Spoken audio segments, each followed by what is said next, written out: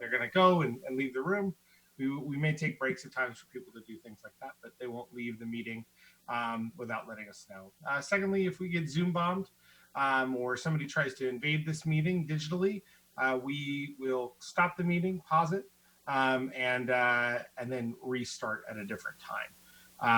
Or if we can restart the meeting shortly thereafter, then we will. But it may have to continue on a new day.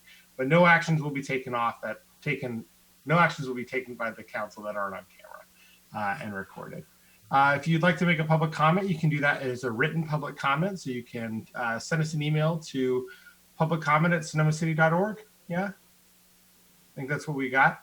That email you can send an email from now until the close of public comment at the time when the item comes up for the agenda. So once you get to that item, there's public comment. At the end of that, close of that public comment, no more emails can be taken. You can also join us on Zoom. So go ahead and dial *9 on your phone, or just raise your hand virtually and we will acknowledge you. And it'll work just like regular public comment does. You get 3 minutes to speak. I'll be timing you. So if I interrupt you, say, hey, 1 minute left, 30 seconds left. I'm not trying to be rude. I'm just trying to keep the meeting going. All right, good. With that, we need our city clerk back here. Here she is, the wonderful Rebecca Barr, for a roll call vote. With just a note, our Vice Mayor Rachel Hundley is unfortunately feeling a bit ill right today, and so will not be joining us. And our former mayor, Amy Harrington, will be with us very shortly. But we do have quorum, and she's comfortable with us moving ahead, so we'll go ahead and move ahead. So, Mr. Mayor, before we do the roll call, the reason I wasn't here is because the recent power outage, everything in the council looks like it's set up, but for some reason the stream won't start. It said it was ready and going, but now it won't. So we are going to ask people to join us on channel 27 and then when we get through with this roll call, we'll see if we can get that fixed. But it is streaming on channel 27. So the YouTube stream closed now? The YouTube and the stream on our Civic Web is not working currently, but it is on Sonoma TV as well as on channel 27. So I will try and get that, as soon as I get you guys going, we'll try and get that straightened out. Yeah, how do we get that message to the people who are watching on YouTube and other things? They're not watching because there's nothing there. There is a note on our Civic Web portal that if it's not streaming, to go to Sonoma TV. Okay. We do have that note there. So hopefully they will read that. Great. So with that, we'll proceed with the roll call.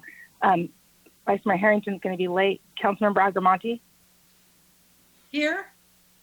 Councilmember Cook? Here. Mayor Harvey? Present. Thank you. Great. And again, we'll move on. So no report on closed session because we had no closed session. Can we get an approval of the agenda? So moved. Second. All right, roll call vote. Councilmember Agramonte? Aye. Councilmember Cook? Aye. Mayor Harvey? Yes. Thank you. The motion 302. Thank you. Great. We'll move on to comments from the public. So at this time, members of the public may comment on any item not appearing on the agenda.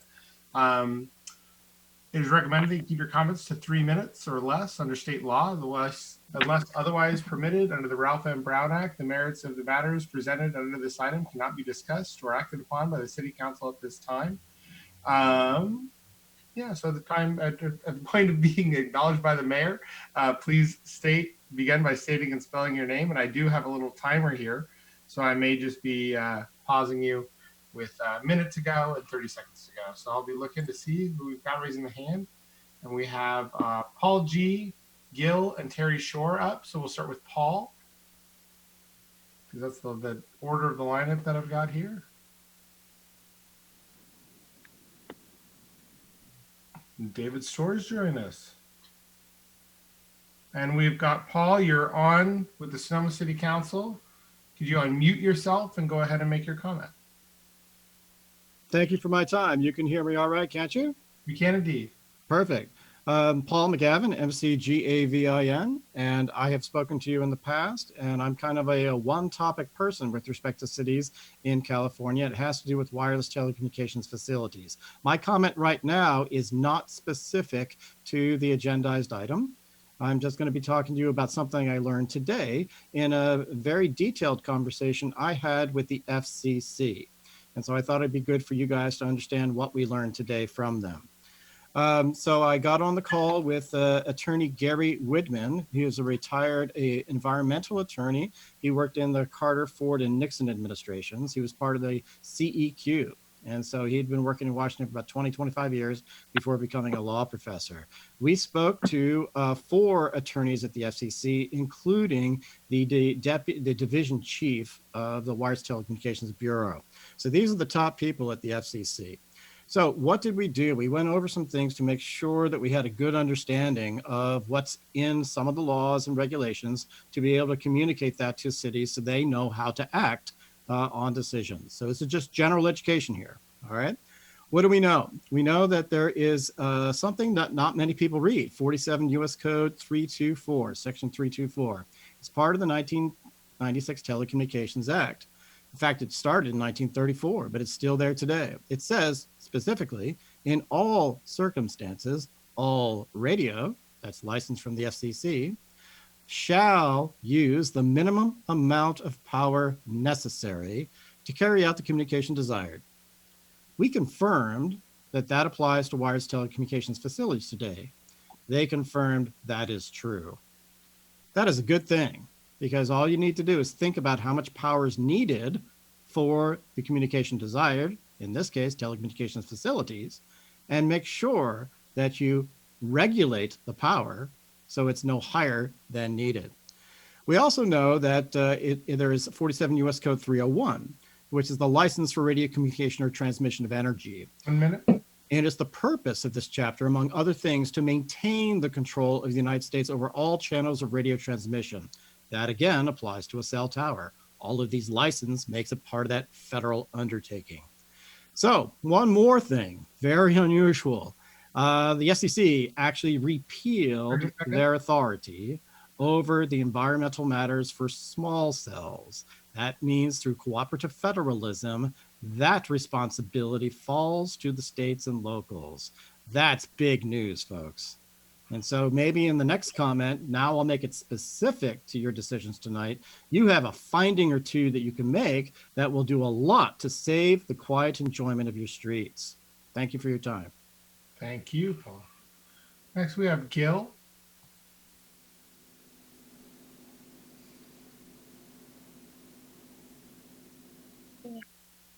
Bear with me just a minute here.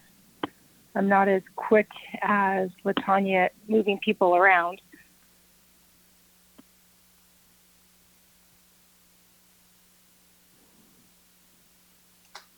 Oh, there he is. Perfect. Nicely done. And here's LaTanya. Great. So Gil, Okay. go ahead and unmute yourself and make your Can you comment. hear me? Yeah. Okay. Gil Latimer, Latimer, Grant Court, Sonoma. Good evening to the City Council. I'm the founder of the Sonoma Valley Cannabis Group, but I'm not speaking for its members, only for myself. I'd like to talk about Measure Y for a minute. Originally, I supported the city and its stand against Measure Y, largely out of gratitude for all the work it had put into finally passing an ordinance, and also because of the personal attacks made on council members by the proponent of that measure. Though at the time, I felt the new regulations were arguably reasonable, as we drew closer to the upcoming election, I received significant, well-reasoned pushback from some in the cannabis industry, and this led me to take a neutral position. Now, unfortunately, due to a very complicated and embarrassing turn of events, the dispensary process is suddenly in limbo with no path to recovery of which we're aware. People are disappointed in the City Council. They are frustrated and angry that all the progress made after 3 long years has stalled. If they can't see the light at the end of the tunnel, many will decide it's time to cut and run and vote for Measure Y. And who can blame them? Though I felt a certain loyalty to the council for passing an ordinance, ultimately, my loyalty is to all those who rely on medicinal cannabis. Patients and their welfare have been the core of my 30-year support for medical use, just as it has been for Jewel and Ken. So it's time to make a choice. The city's current process is overly complex, restrictive, and expensive. It cost its citizens a lot of money with nothing to show for it so far. It's time to consider cannabis businesses like any other legal business. I'm going to support Y. The passage of Y is far from a sure bet. If it fails, it will be up to the city council to do its best to fast track a reasonable solution for resurrecting the process. And if Y passes, it will fall to the city council to seek to amend it in ways that mitigate some of its issues without violating its spirit. And that's what I got. Thank you. Thank you, Gil. Yep. Appreciate it. And under time, too. And next we have Terry Shore.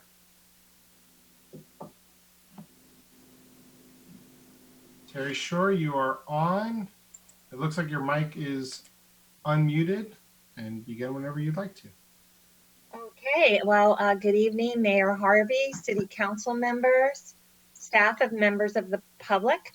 My name is Terry Shore. I am representing Greenbelt Alliance and the citizens to renew the City of Sonoma's urban growth boundary. With only 2 weeks to go until the November 3rd, 2020 election, it seemed timely to update you on the status of the renewal of the city's urban growth boundary and Measure W. As you know, renewing our urban growth boundary protects open space, prevents sprawl, is good for climate and diversity, and contains strong affordable housing provisions. Thanks to strong community support, we've been able to raise enough funds for yard signs, ads in the local newspapers, voter mailings, and direct outreach to the voters. To help get Measure W over the line, leadership from the City Council, outside of your official duties, to urge via your networks, email, sharing on social media, and letters to the editor would be very helpful at this time to bolster the grassroots efforts and get Yes on Measure W over the line. We're proud to report that the City Council has broad support in the community.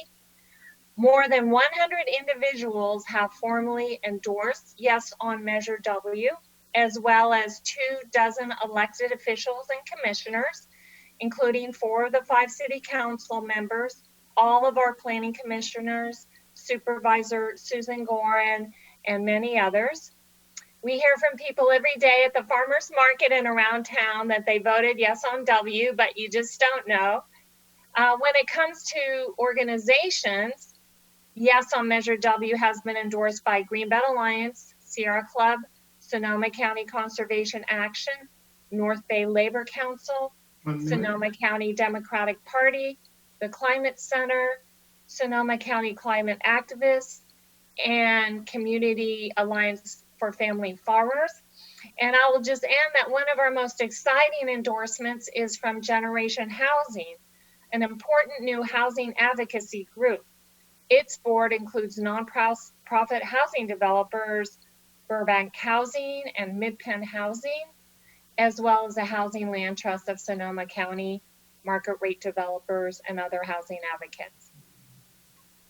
So is my time up? Well, that's basically everything I wanted to say. You still got 15 seconds if you want to finish up. Okay, well, thank you very much. We support the City Council and staff for putting Measure W on the ballot. And so thank you for all your work. And we look forward to working with you once Measure W is passed on the housing element and the general plan. Thank you, Terry. All right. And now we have Fred Alba. Oh, no. Sorry. My mind's still...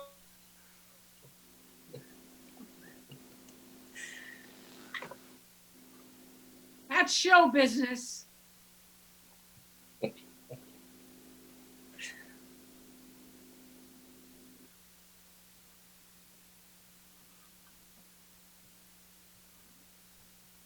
sorry.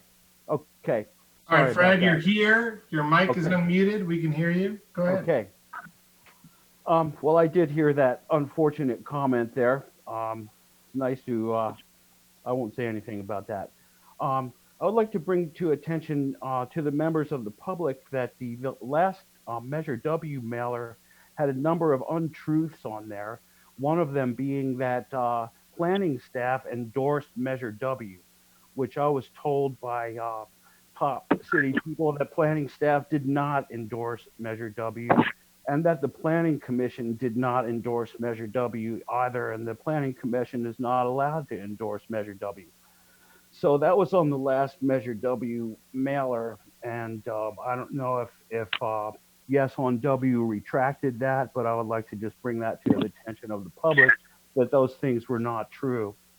Also, I'd like to note that many people have voted no on Measure W, including some substantial influencers in the environmental community, and that no local organizations have endorsed Measure W, and that Generation Housing's endorsement was by staff, but not by their board.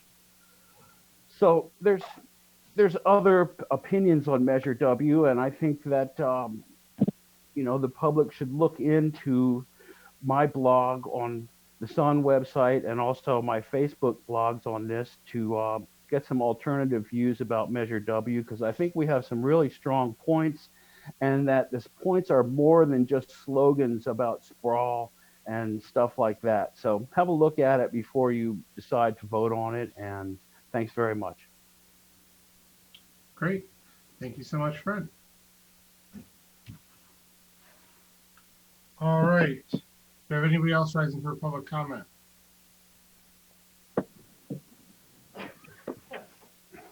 Seeing none, let's get Fred's mic muted. Sorry. Thank you. Great. Okay. So I'll go ahead. Seeing nobody else rise, do we have any written comments? We did prior to the meeting. Mayor Harvey, I don't know if we had any, but it was sent to the council and uploaded to the Civic web portal, what we received prior. Perfect. I think it was from Terry, so she got a chance to speak too, and so we've got it. Great. So we'll go ahead and close public comment, bring it back to the council, and I would like to welcome Councilmember Harrington, who's now joined us. Thank you. And great. We're moving on. I know that we have meeting dedications today, so if Councilmember Agramonte would like to Thank you. dedicate the Yes, thank you so much. You know, I'm a person who went to 11 grammar schools before high school, so we moved around a lot. And one of the things that I love about the city of Sonoma is that there are families who have been here for generations. And one such family, the Pimentel family, has been here for decades. And I just wanted to let everyone know, Christine Marie Stovall, 70, passed away on September 20th, peacefully in her home beside her loving family. Christine, also known as Nanu or Cookie, was born on July 17, 1950 in Sonoma County, California, to Anthony and Alice Pimentel. And she was raised on her family's dairy as a young child, where she had some of her best memories.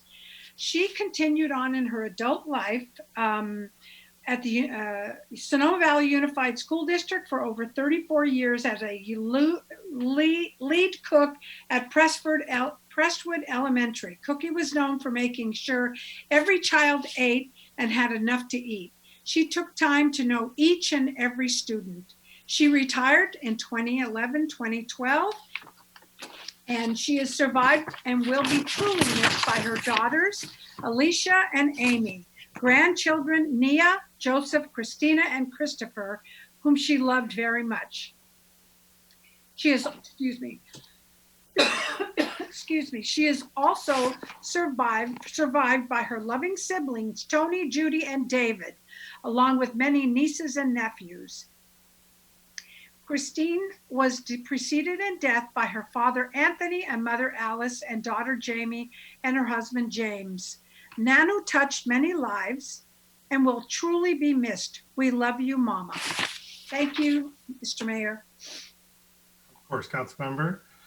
We'll move on now to the consent calendar. All items listed on the consent calendar are considered to be routine and will be acted upon by a single motion. There'll be no separate discussion of these items unless members of the council, staff, or public request specific items to be removed for separate action. At this time, council may decide to change the order of the agenda. Do I have a motion on consent calendar or any desire to pull an item? Move to approve. Move to approve. All right, I'll second it. Great. We need to go to a roll call. We need to go to public comment though, don't we? So we can't do that yet, but no questions and no pulling from us. We'll go to public comment. Go ahead and open it up.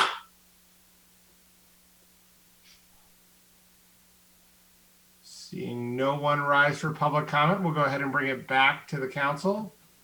And we get that motion again, Madeline? Move to approve. Thank you. Second. I'm There we go. David was waiting for a proper process. Yeah, it's all good. It's all good. So we'll go ahead and have a roll call vote, please.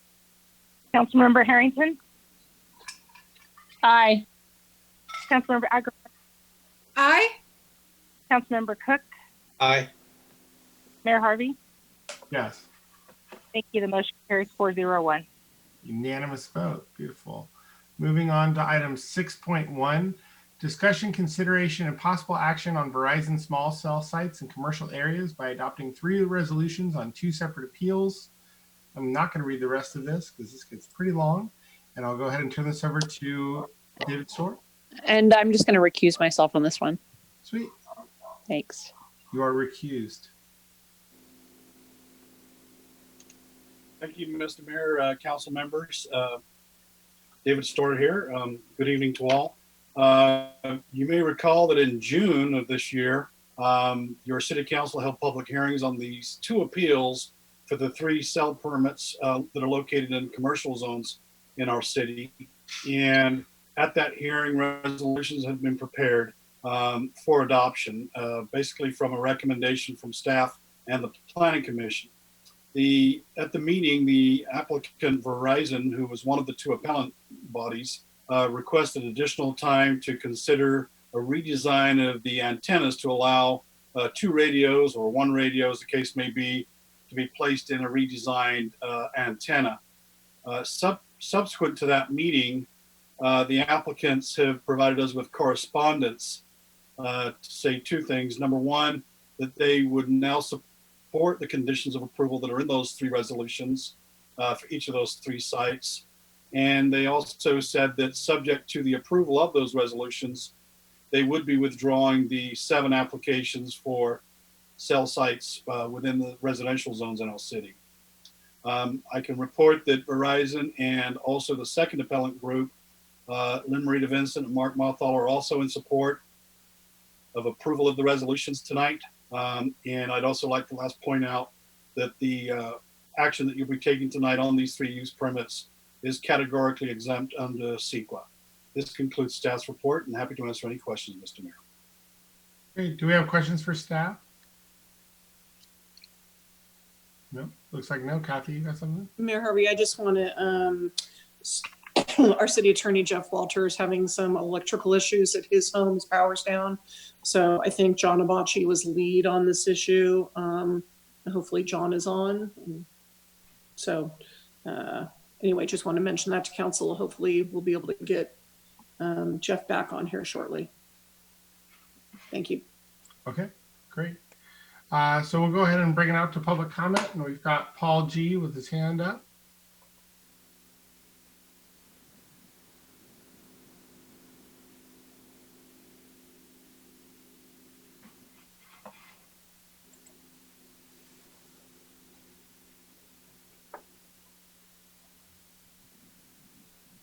Can you hear me now?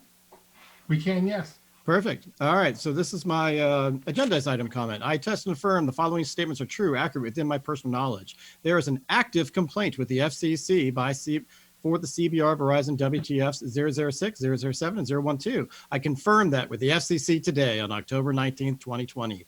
3 separate February 5th, 2020 complaints were filed against the CBR Verizon WTF 006, 007, and 012, each of which violates FCC CFR Rule 1.1307 from the procedures implementing the NEPA Act of 1969.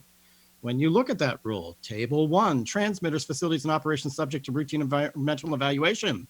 Subpart H of Part 22 says, cellular telephone radio service, non-building mounted antennas, height above ground, level to lowest point of antenna, less than 10 meters, that's 32 feet 9 inches.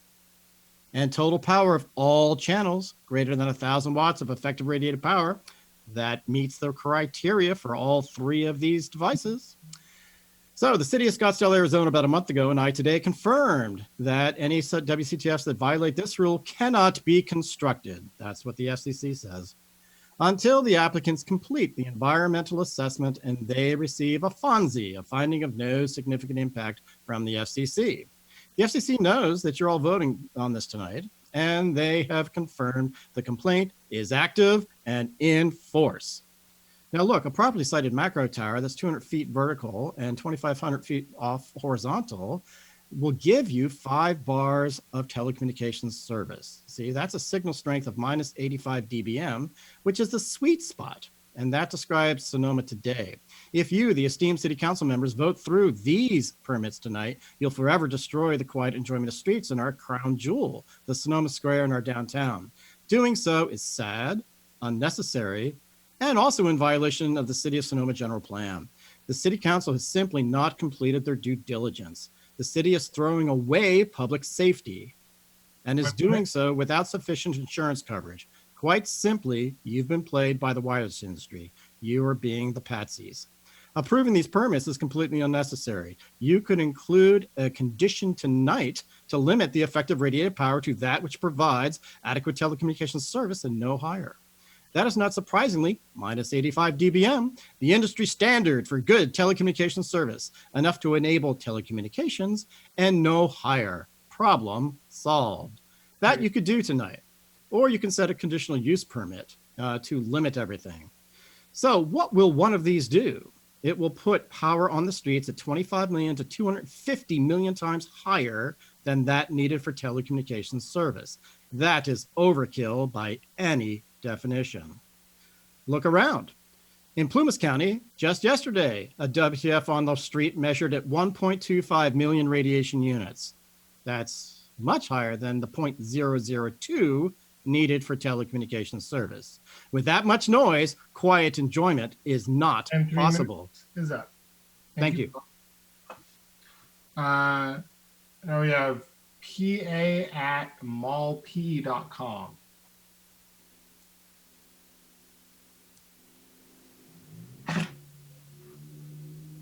Go ahead. You've been added in. If you recently had your hand up, we don't have a name here. Your name is your email address. Mr. Mayor, that is the counsel for Verizon, Paul Albritton. Okay, so Paul, if you wouldn't mind unmuting yourself, and we'd give you 3 minutes to make public comment.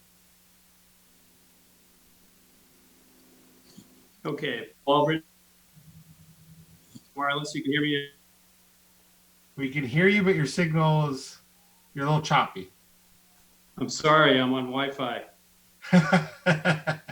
All right, go ahead.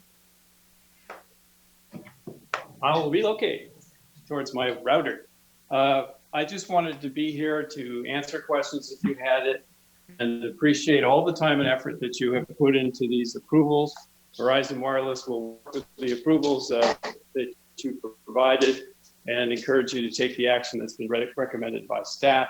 With respect to NEPA, I can tell you that Verizon Wireless fully complies with NEPA and will fully comply or has fully complied with NEPA with respect to these facilities, notwithstanding the complaint filed by Mr. McGavin, and that is a responsibility with Verizon and the federal government and not the city of Sonoma. We still have further permits to obtain. So this is not the end of it here in terms of building permits and agreement with the city. And so there will be further interaction with the city, and we very much appreciate your taking the action this evening. That's it. Thank you. Thank you, Paul. Anyone else for public comment on this item? Lynn Marie.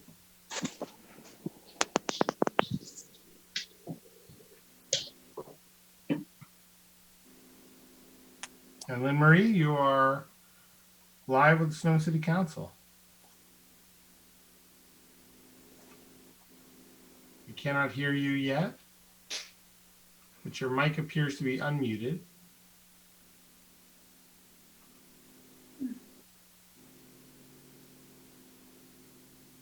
Still can't hear you. Don't know if you're talking. Mr. Mayor, I can give Lynn Marie a call on the cell phone, and we can try to come back to her. That works too, certainly.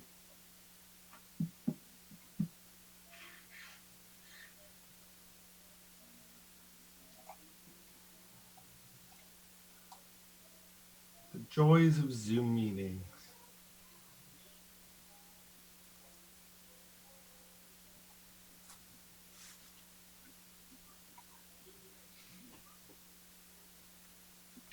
Mayor, I have Lynn Marie on my phone here. I'm going to try to use it here. Yeah, I don't know how this works. Yeah, we can hear her. I just got mute. Okay, a little bit of an echo. Go ahead, Lynn Marie. All right, so I am here to speak for the Sonoma community members who have been in opposition to these cell tower applications. And it's a privilege to speak for the Sonoma community that way. I think most importantly, I did want to thank the city staff, and in particular, Kathy Capriola and David Stora and John Abachi. Your work has been exemplary, and we feel that the city has listened to us, and the planning commissioners and the council have guided us to this moment. So Mark Marthaler and I hope that the council would see the value in our appeal to deny all the permits, but that didn't work out. So we are in this last phase, requiring the undergrounding of the radio equipment, and it improves the aesthetics. Unfortunately, it doesn't protect the nearby property and business owners from losing value on their property. But we're here to educate the public on the weaknesses of wireless technology, and there are other ways to provide broadband service, which is fiber to the premises, which is a better investment in the future. So, but basically, we want to thank you for taking a strong position on the undergrounding. You will be inspiring other cities to do the same. And our new ordinance, which we also thank the council for working overtime to accomplish. The new ordinance will better protect us in the future from any new applications from the other carriers. So Mark Mathaler and I do offer our approval to adopt these 3 resolutions. That's it. Thank you, David, for helping. All right. All right. We'll talk to you soon. Thank you, Lynn. And is anybody else coming for public comment?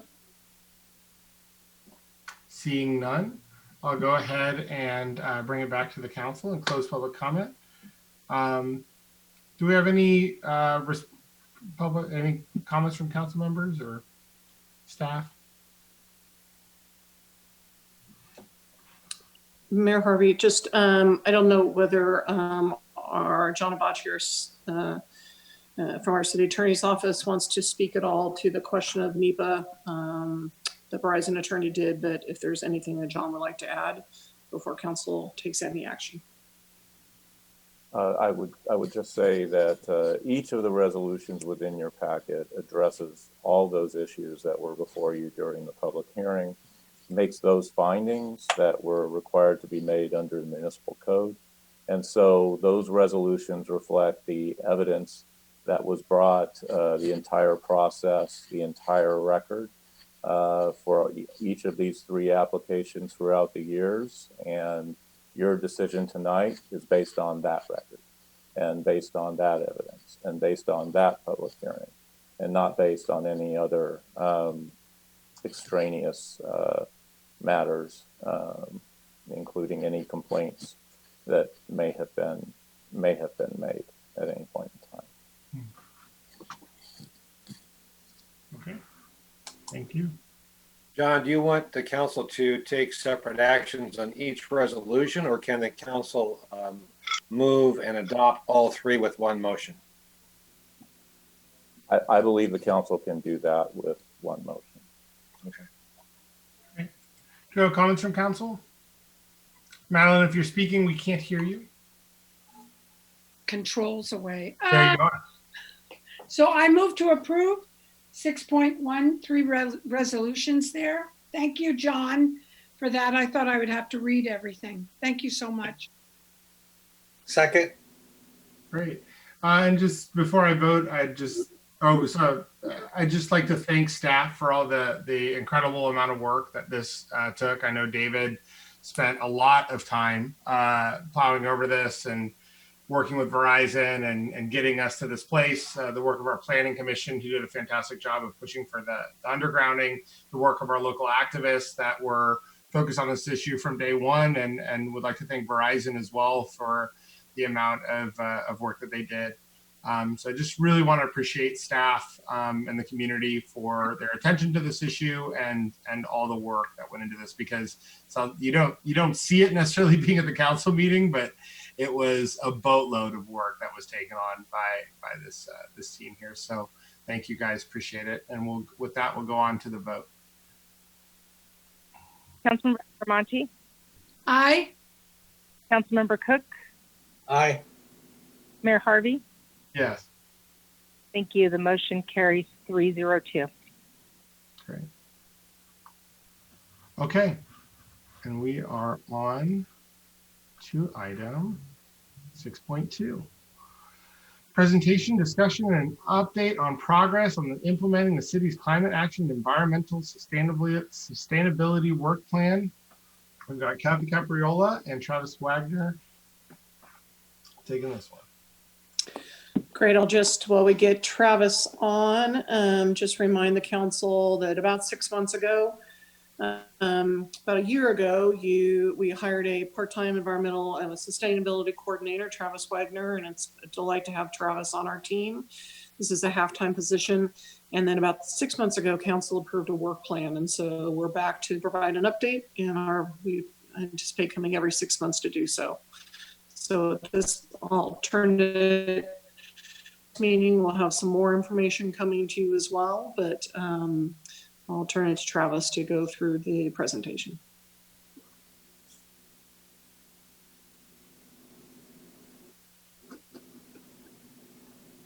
Great, thank you. Let me share my screen here. Hopefully everyone can hear me okay. Yes, we can. Whoops, there we go. There we go. Thank you for this opportunity. As Kathy said, this is an update. It's almost 6 months since you approved the work plan. So just briefly, the outline, I'm going to talk very briefly about the work plan goals, and this matches with the actual work plan in the agenda packet.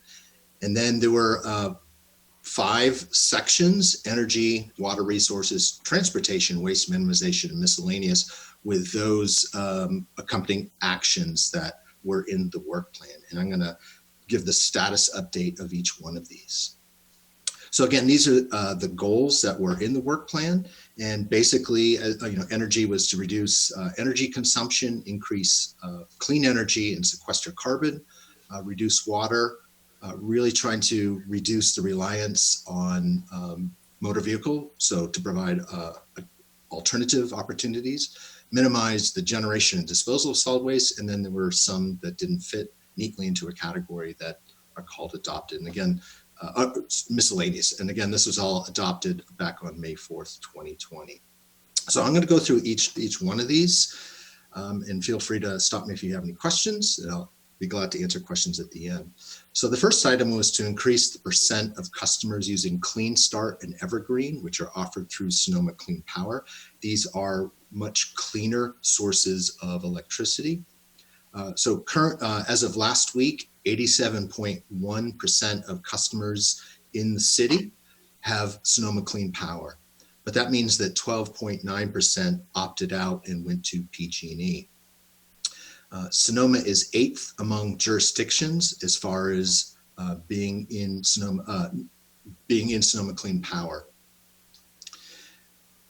To break it up, residents, it's 86.4% enrollment into Sonoma Clean Power, and commercial industrial is a little bit higher at 90.4%. With regarding evergreen customers, 1.48% of Sonoma is enrolled in the Evergreen program, which is local energy as well as one of the lowest in carbon emissions. Sonoma is fourth among jurisdictions, which is positive. And as you probably know, Sonoma, all municipal operations are in Evergreen. To move this forward, staff has met with Sonoma Clean Power to discuss outreach strategies. The actions that we have come up include co-developing public service announcements that can be shared with media and KSVY. We're also looking at creating a calendar of upcoming incentives for customers. So Sonoma Clean Power offers occasionally really good financial incentives to purchase energy efficient equipment, EV chargers, so forth and so on, but it's not always well known when they are. So creating this calendar is going to be helpful. So if someone is potentially looking at a purchase, they can take advantage of this, or it might help someone take advantage of that, again, to focus on energy efficiency. And they're looking at providing materials for social media, so the city and Sonoma Clean Power can partner and actually get the word out to help shift to Sonoma Clean Power. And the key thing about, for example, the incentives is they would be tied to being a customer. So again, it's always trying to create incentives and explaining how valuable being a customer of Sonoma Clean Power is. So the next one is to identify or develop local carbon offset programs. So one of the things, Sonoma Shade, which was a tree giveaway project, that had to be canceled because that was part of Earth Action Week, and that was due to COVID. And part of that was to help sequester carbon, but the more important aspect of urban trees is to reduce the urban heat island effect, to reduce the need for cooling and so forth and so on. So there's some great co-benefits. So hopefully we will bring that back should we do another Earth Action Week, or the first one next April. Staff has met with the Sonoma Land Trust and the Sonoma Ecology Center, specifically about carbon offset that would be tied more to the tourism industry, as well as individuals that would want to participate. Sonoma Land Trust was looking for a bigger project, but Sonoma Ecology Center expressed significant interest, but the decision was, because of COVID situations right now in tourism, that this really should be put off a little bit till the timing is more appropriate. But the positive thing is that there is definitely interest with that. The city submitted a grant with the Sonoma Ecology Center. The focus of that grant was to promote backyard composting, but also combine this with biochar enhancement. So biochar, which is a type of charcoal, is actually a carbon sequestration, has that function. It was not funded. This was in August, but we certainly have set the stage for potential future grant applications. The third part under energy was to assess the viability of implementing Bay Area SunShares program for residents. So staff did meet with Bay Area SunShares, and basically what's interesting is they have no presence in Sonoma County. So it's definitely mainly in the East Bay, but it is a Bay Area organization.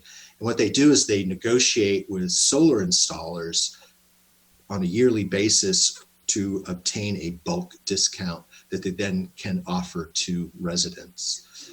So the 2020 offering was 15% off on PV and 10% off batteries.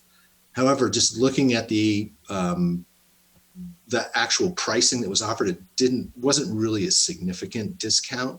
So this is something that just deserves more attention. But it is in primarily the East Bay Area. So so staff has reached out to local organizations to see if this can be emulated locally and to support local solar installers, because all the solar installers in their program was from the East and South Bay. Number 4 was to increase the number of county-sponsored free PV solar consultations for all sectors, residents, nonprofits, and businesses, which is through the county. So staff developed a public service announcement with Sonoma County Energy and Sustainability for KSVY, which they have aired. So that's the first step to even know about it. So we're able to do that. And staff actually met with, earlier today with Sonoma County Energy, and they're looking at a comprehensive outreach program to make direct contact with the city and also the valley. So it's looking at social media and additional PSAs to offer the services in Spanish and English, but also it's not limited to PV installations, but what they're offering is a free energy home kit, which contains information, LED lights, some other aspects to kind of get the ball rolling, and then to also advocate for the free PV solar consultations. Again, these are non-biased that are offered any point in the project to provide more neutral, informed advice. So another additional action that wasn't in the work plan, but certainly is worth noting, is through BayREN, which is the Bay Area Regional Energy Network, that's sponsored by the, I had to write this one down, the Association of Bay Area Governments. So what they have offered through reaching out to them is a no-cost energy audit of municipal buildings in Sonoma. So currently we're on the data gathering stage, and we actually late Friday just got all the historical utility data from PG&E. They obviously were busy addressing other issues, but we have all that data. So that's the first step to assess utility usage and then target buildings that have higher energy usage and the potential for implementing it's energy conservation, energy efficiency, but also looking at the production side, like primarily PV. The other thing that we've learned is that PG&E does offer 2 programs to finance actions. So it's nice to know what's out there, but we need to be able to figure out how to pay for it. They do offer a 0% interest loan that can be financed through the monthly bills, which I believe the city has done with its PV solar arrays from they're about 10 years old, and the street lighting. They also have another program that is sustainable turnkey program. Basically, if it's a large enough, they can identify these, pay for them, and the costs are recouped through the savings. So the actual energy bill doesn't increase, but after it's paid off, then the city would keep the equipment or whatever, and then the price would drop depending on how long it's amortized for. There's also the Sonoma Clean Power Solar Battery Backup and Storage Report. We just received the report last week and had a meeting on that today. Regrettably, it was not as positive as one would hope. If they installed battery backup at the police station and the corporation yard, there would never be a payback period because of the current very high price of batteries. But this is something that at least we have the data, and as over time, batteries are going to drop in price, and it may become a project that's worthy at that point. So with water resources, shifting resources, the installation of advanced metering infrastructure, I don't have any update other than the project is continuing as planned. The second one was to develop and implement education and outreach to increase turf removal rebate program to conserve water and obviously always conserving energy. A PSA was submitted to KSVY and it has been aired, which is obviously positive. And there's no additional plans at this point. It is somewhat seasonal. And so this is something we'll be revisiting late winter, early spring before the late spring summer season starts. So the increased installation of EV chargers, and this is this has been the most significant challenge. I'm going to spend just a little bit more time on this to explain it. So staff has conducted a very detailed assessment of public EV charging in the city. Now the city owns 2 EV chargers. They are about 10 years old. They're, currently, if you buy a station, you will have 1 to 2 chargers, and the standard is 2 chargers per station. These are the older ones in which there's 2 stations and there's 1 charger each one. One is not operable, the other has problems. They will be repaired. We were able to track down parts because they don't make these anymore. And Public Works, it's on their schedule to be repaired soon, very soon. The biggest challenge has been the high costs to install chargers on city property. Basically, the location of electric panels is not in the places we looked at, which was Depot Park, the police station and the fire station. The electric panels are not configured properly, or they're located very far away from where the chargers would be installed. So it's extremely expensive to do any type of trenching or to bring that power a long distance.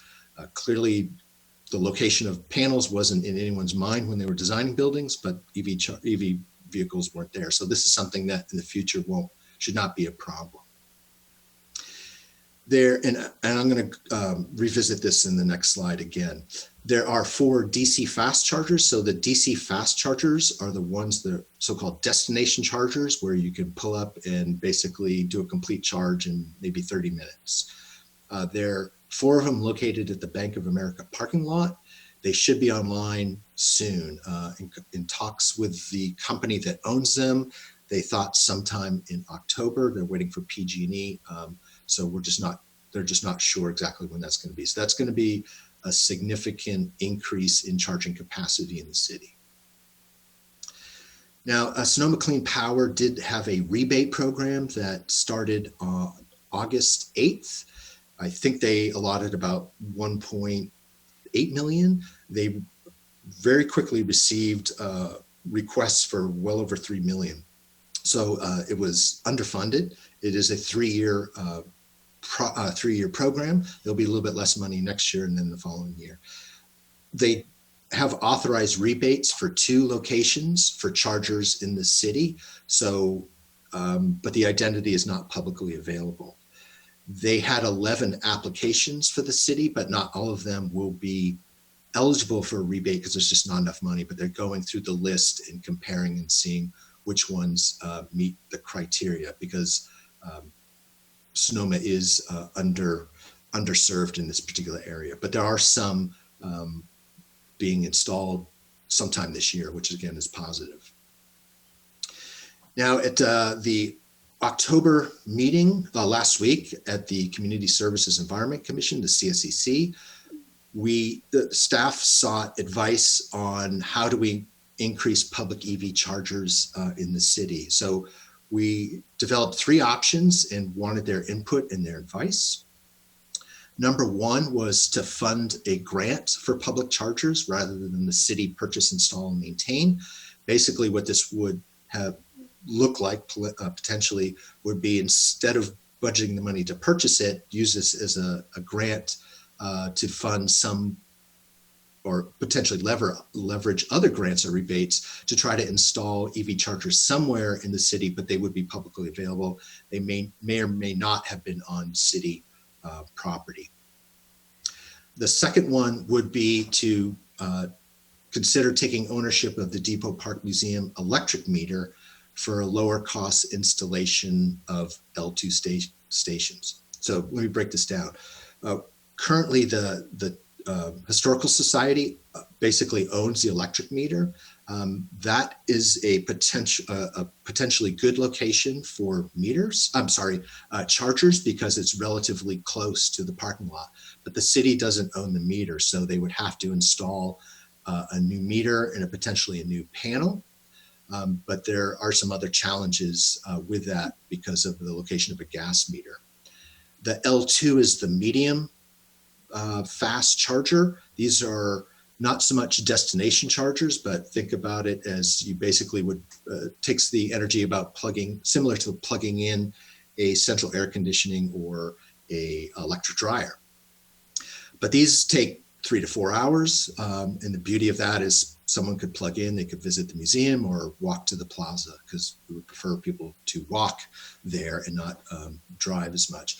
And the idea would be 2 stations for 4 charging points. So that's one of the options we were looking at the CSE for advice. The other one would be to install low-cost L2 chargers for city employees. So this came out because the Sonoma Climate Coalition did a inventory of municipal operations. The number one, the largest source of greenhouse gas emissions from municipal related operations was employee commuting. So the thought was this might actually help reduce the greenhouse gas emissions and help encourage individuals to either commute with an electric vehicle or perhaps purchase one. These are low cost because they don't need to be networked or have software. So a standard L2 charging station may be about $7,000, but something that cities have adopted and private companies for employees cost anywhere from about $800 to maybe $1,000.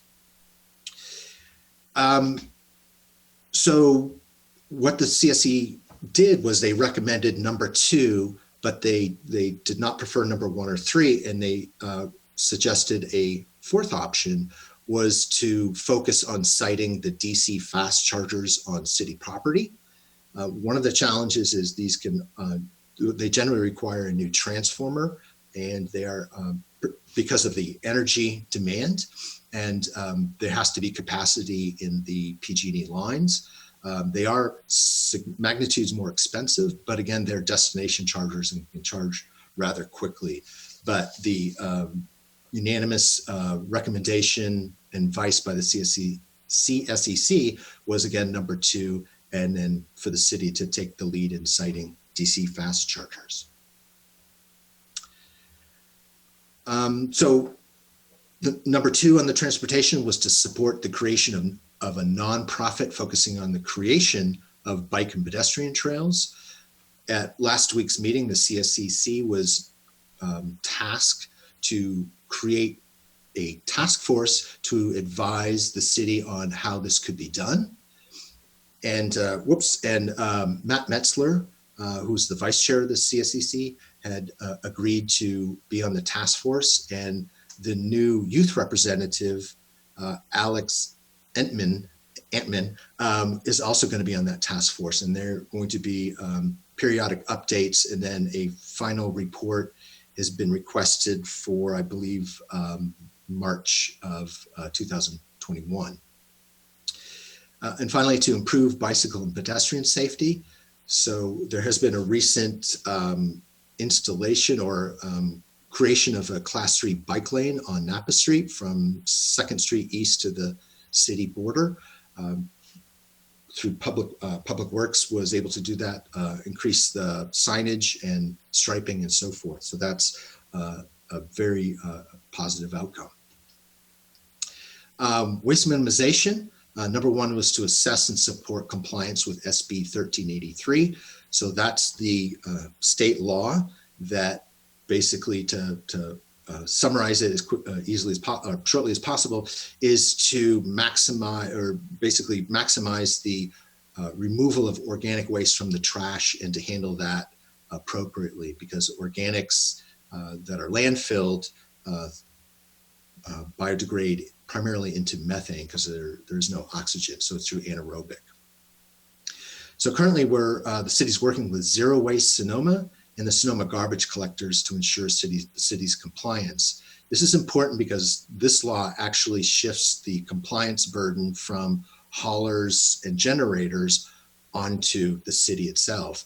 And it also requires households to a certain degree of compliance. So the city will be responsible for that. So this is a significant shift in approach. As a side, so it may be appropriate to brief the city council specifically on the city's compliance status and plans going forward for SB 1383, as well as SB 1826, which is the mandatory commercial composting, organics management, sorry. So, but a couple things about this is the Sonoma garbage collectors will need a system modification by January 2022 to collect all residential food waste, which doesn't occur right now. In discussions, there appears to be a pretty low cost solution to this. Just needs a little bit more investigation, but that appears to be a better than expected outcome. So that's good. Staff is currently investigating potential local management options. Currently, all our organic waste, most of our organic waste is shipped to Napa, but looking at local options. So that's an ongoing effort. Just to give the City Council sort of a preview of what's going to be required from the City Council is by January 2022, the city must adopt an ordinance that implements the program, but with an enforcement mechanism in there. An ordinance for construction and demolition recycling for residential and non-residential projects. An ordinance for water efficient landscape requirements, specifically that involve the application of compost and mulch, trying to close that circle. If you're composting, you need to create the end market. The city will be required to procure about 880 tons per year of products from organic waste, specifically compost and mulch. And then there needs to be a procurement, I'm not sure if it's an ordinance or a policy, I have to look at that, paper with a specific recycled content. So some of these may exist, but we just need to make sure that what does exist actually meets the spirit and intent and the letter of SB 1383. So number 2 is to adopt a zero waste resolution and polystyrene reduction for ordinance. Zero waste resolution is on tonight's agenda. The model polystyrene ordinance was presented to the City Council. I think that was in January.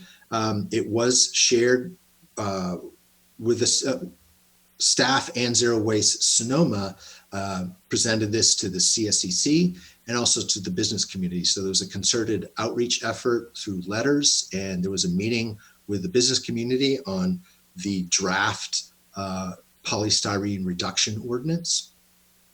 Suggestions were incorporated into a draft, but further action has been delayed due to COVID. To develop and implement education and outreach plan to improve recycling and organics collection. This is actually tied somewhat closely to 1383, so they can be produced collectively. PSAs have been prepared and submitted to KSEY. Hopefully you have heard them. They're under the Please Recycle Right Sonoma, and there's also Know What to Throw. These are sort of the beginnings of a education and outreach program. So it's just setting the stage and kind of testing that out. So the next step will be in about January to develop a detailed plan for data collection and assessment. What's being generated, what are the problems that need to be addressed, assessing compliance to help identify any areas that need a specific focus on education and outreach, and then to develop an overall general residential commercial outreach plan to not only, again, increase recycling, but organics collection, in part driven by SB 1383, but overall. Number 4 was to improve the plaza public trash and recycling receptacles. So the Proposition 68 funded project is on hold until 2021, but there's sufficient time because the project must be completed by June 2024. The Current plans include new receptacle stations on the plaza and also a bottle filling station, because we're always looking to not just recycle better, but to reduce as much waste, generation of waste as much as possible. So the last category is to update the revised sustainability website with a focus on available tools and resources. The revised website was launched. It's a soft launch. We haven't really spread the word yet because you always want to find out if there's any broken links or errors. I haven't discovered any yet. This is the URL. I'm a little, I have a little trepidation about clicking it and then being popped out of Zoom or something, but there's the URL. We've replaced and updated. I have a few screenshots just to show you, but over here, the categories that match basically what's in the work plan, except one is sustainable tourism, which is a little bit different. And each page looks like this. So we have a tools column, and these are, you can click them on and they're calculators or ways to determine how you can do things. So it's really a how-to, whereas on the right is what you should do, what you can do. So these are the actions, and to the column to the left is how to actually do this. And then the bottom of each one, for each one of these pages, is FAQ. So you click it on and you can read through them. So we're still making sure everything is correct and updated and accurate, but we're very happy that we were able to get this loaded, and Sarah Tracy deserves a special shout out for all her help on that. Number 2 is increase the number of certified green businesses. Just no actions have been planned until after post-COVID restrictions. And the final one of this category is to launch a Shop Local Sonoma program. So the Chamber of Commerce has adopted a Shop Small program, and this is going to be expanded for the holidays for 2020. And finally, this isn't within a category, I just want to finish up on this. The important thing about sustainability is not that you just do discrete actions, but that it becomes more of a knowledge base, and it's how you view things. And so what we're seeing in the city is that greenhouse gas reductions is becoming an important metric in many operations. So I just want to talk a little bit about the Public Works project, about precision concrete repair and placement of sidewalks. So traditionally, if you had a panel on the sidewalk, you would just replace the whole panel. So it looks something like this, where you have the panel coming up, it's a tripping hazard, it needs to be replaced. And this is the precision repair of that, where you can just cut it and fix that one spot. The significance of that is that if they adopted the traditional panel approach, there would have been 618 panels with 504 tons of concrete. Concrete, I believe it's the industry that produces more greenhouse gases than any other industries. Globally, it's really significant.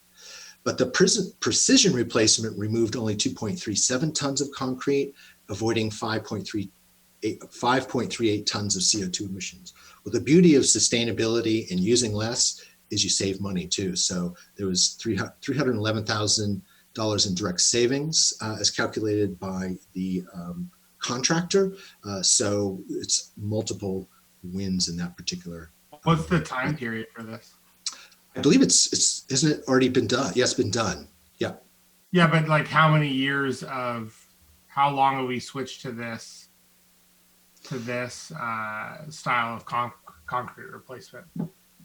And did we save $311,000 last year and 2.37 tons of concrete emissions last year? This is for that one project. I can't talk about the time frame of the $311,000 in savings, but the emissions were as a result of this one project. So it was through the using less cement, but also you have to haul less cement to be processed. Oh. So there's also the fuel aspect as well. Cool. All right. That concludes the update, and I'd be glad to answer any questions or if there's any comments. Yeah, I've got questions. Does anybody else have questions? Okay, I'll do mine. First on the EV chargers. So is there any discussions happening at CSCC as far as like, how are we going to make sure that renters in the future have access to EV charging stations? This is one of the primary reasons my wife and I haven't gone electric is we live in an older apartment and there are no outdoor plugs. So are there at planning now, or are there plans to require at the very least outdoor plugs for any parking space or most a high percentage of parking spaces? And how are we going to ensure that people who rent buildings and don't have garages have access to EV charging at their home? Well, a couple comments on that. So the Sonoma Clean Power rebate program provided funds that it's basically for public charging, but one of the definitions of public charging is if they were located at apartments, and they actually got a higher rebate component if they were for apartment buildings. At this time, I don't know if any apartment owners submitted an application because that information is not there, but there is that push to get them for apartment buildings. And I believe that, and I don't really know this, the Cal Green code, I think they basically all new buildings have to have a certain degree of That's right. readiness or be wired or actually have it. I don't know the specifics of that. But with all these projects, it's always the existing. It's the new we can cover, but it's always the existing. And outside of the rebate program for existing facilities, that's the only active program that I'm aware of at this time. Certainly would be interesting to kind of make sure that our local businesses were aware, or local businesses and multifamily units were aware of that program, just because that would be a good source there. And then maybe I would like, and maybe just David Storr could reach out to me personally, just like some clarity on what it says about new buildings. I was at an apartment complex for work the other day, and there was just simple three-prong plugs in the overhangs, that they had for the parking, and there were a couple people charging EVs there. The second question I've had is is there any requirement that you know of, at the city or in the county that how do we know that these EV chargers are going to be properly installed? I met with electricians recently, and they talked about the electric vehicle infrastructure training program. And this is like a training program that teaches people how to install these. And right now we have two that don't work in the city of Sonoma. What we want is to have ones that are reliable and safe. And once you get to like level 4 charging, these are pretty intense in terms of the electrical power that they're working and the potential safety hazards that they have. So I don't know if you're aware of those or if that's a discussion that's come up. Yeah, I have not heard that. And I will say this, the city chargers, it's a broken piece of plastic. So if you visited them, the charger goes into a holster, and one of them you can't pull it out, which was a relatively common defect over time, just its use. And the other one, someone has sealed off because that was the same thing that's happened. So it's not, that wouldn't be an installation. It was just a mechanical failure.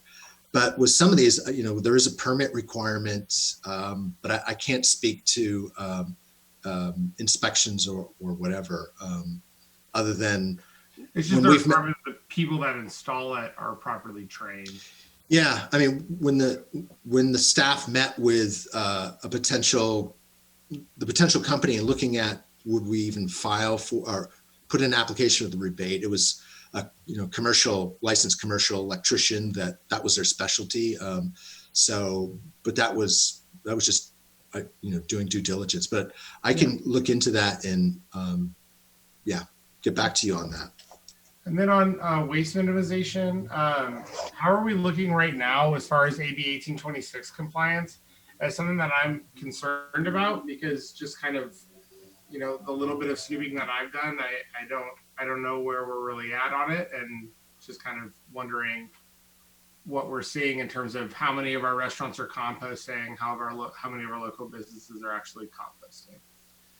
I can't give an accurate accounting to that, but that was one of the goals of the briefing, is to, instead of just speculating, is to have a real accurate number that would be in consultation with Sonoma garbage collectors and some ground truthing. Yeah, I think that would be really key, because 1383 compliance is going to be really difficult for a hauler of any scale to handle.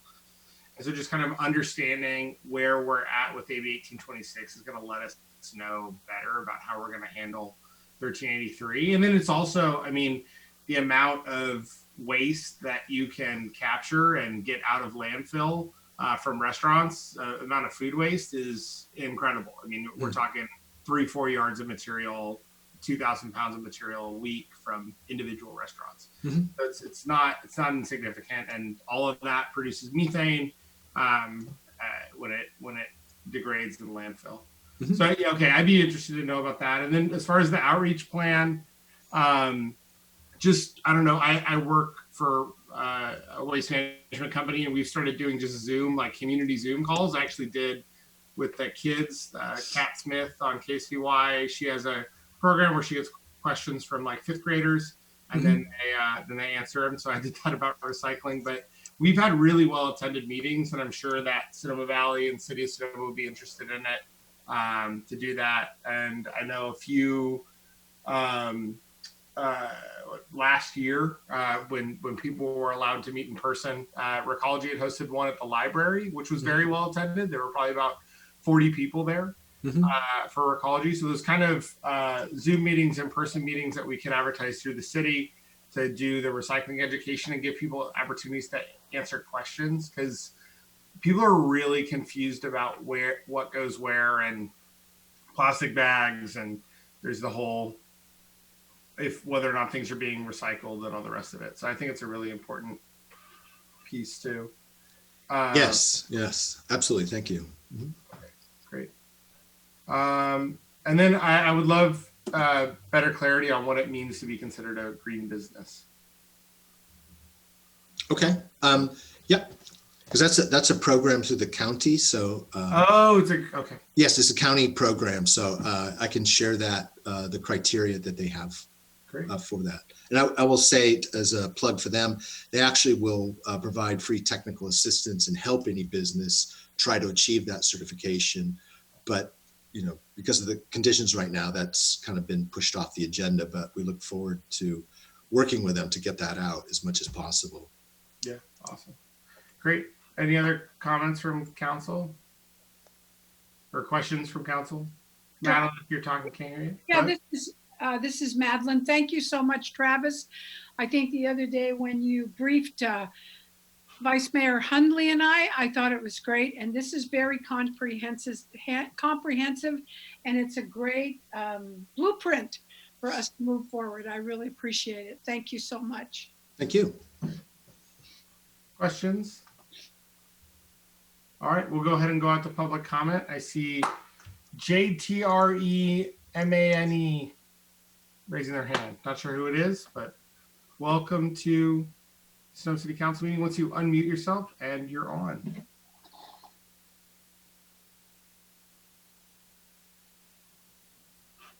We cannot hear you.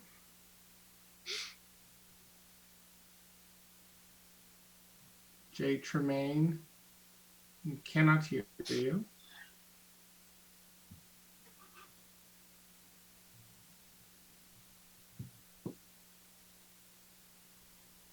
I'm seeing technical issues.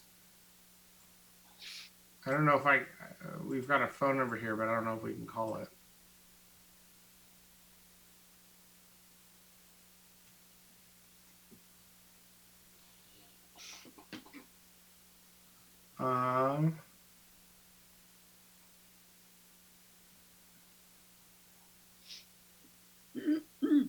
Okay, I'm not sure about this. I can, Mayor Harvey, I think I can move his phone into. Oh, perfect. Yeah, that would be great. Phone into, maybe. I've seen that done before. just wants me to.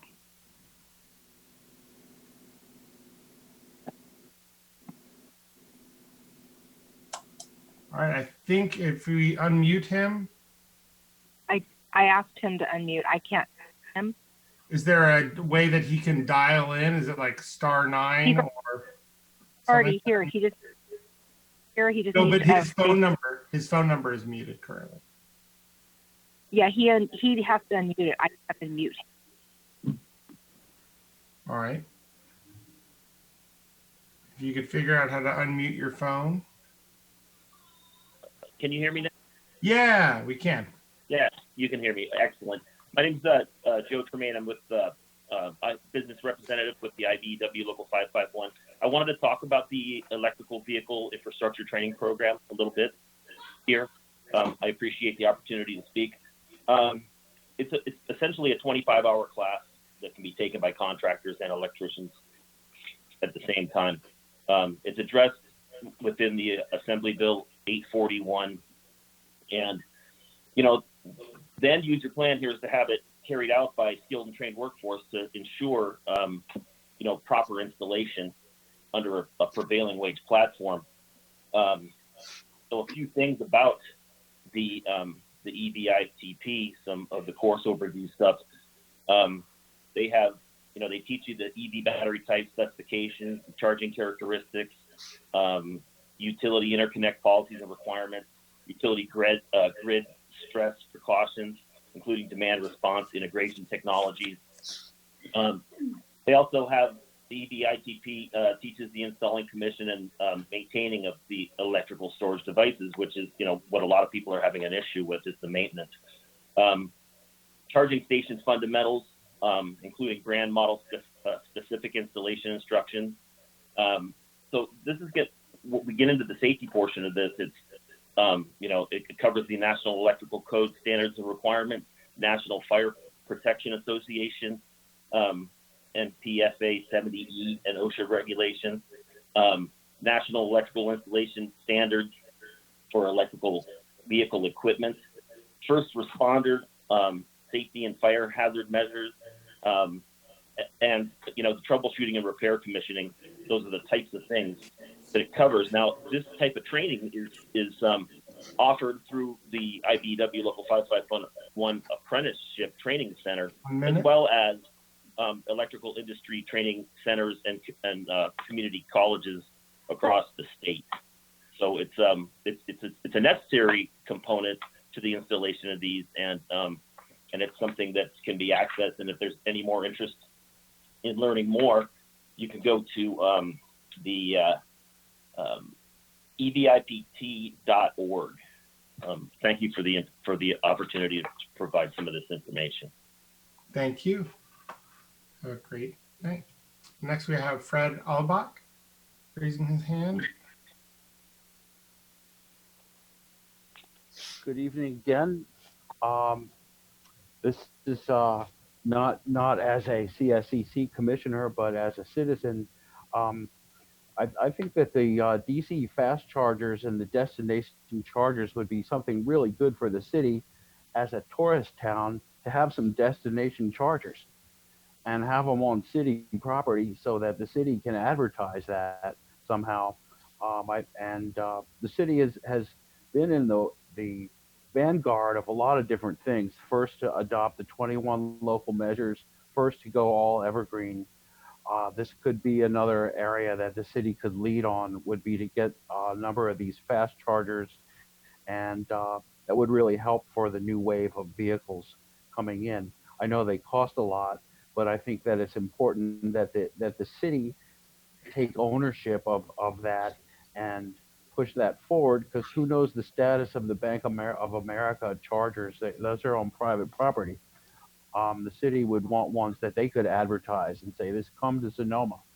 And I don't know where you'd put them, but you'd find a place to get that done. And I think that would be important.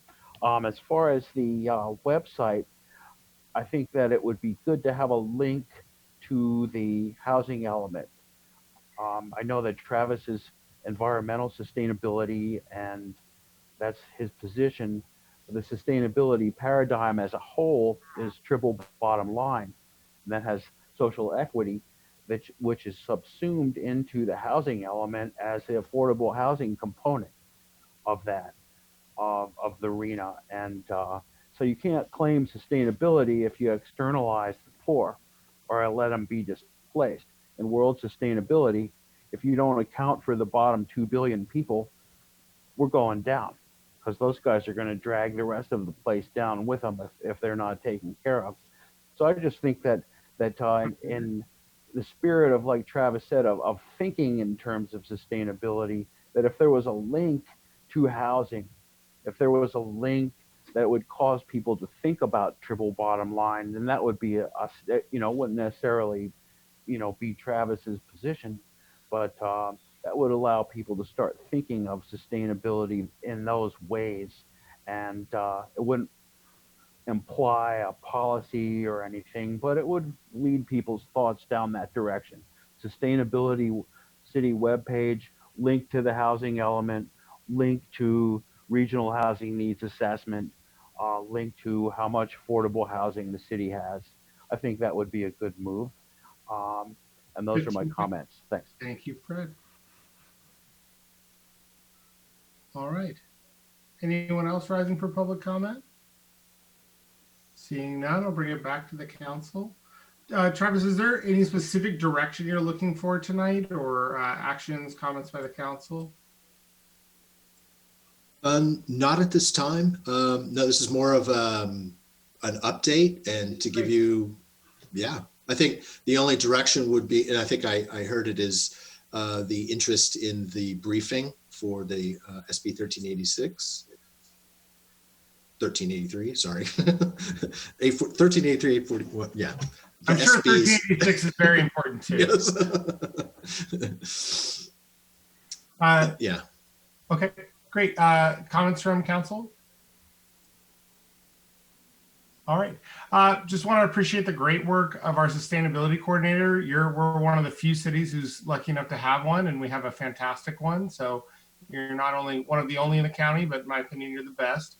And I would also like to thank the CSCC for the fantastic work of putting this together. I'm a little jealous because you do a lot of things that I'd love to be working on as well, but we'd love to see those come forward. And so I appreciate you working them up. And just the detailed focus, talking about bike infrastructure, talking about EV charging stations, getting to the level of waste and biochar and all the rest of it. I think it's really, really interesting to see us kind of approaching this issue of climate change from all angles. And, as we move forward, Sonoma, as Fred mentioned, has always been a leader on issues of climate change way before I got to this council. And I'm glad we continue to do that. And I'll note, last year we banned glyphosate use in the city of Sonoma by city employees, which was a great move. And previous councils have banned plastic bags, which is, I know, a major win too. Of course, they've come back during COVID, but we look forward to them dying a sweet death very soon. Great. So we'll go ahead and move on to item 6.3, zero waste resolution. I think we're going back to the city manager and sustainability coordinator with this item. I'll go ahead and ask Travis to make this presentation. Great.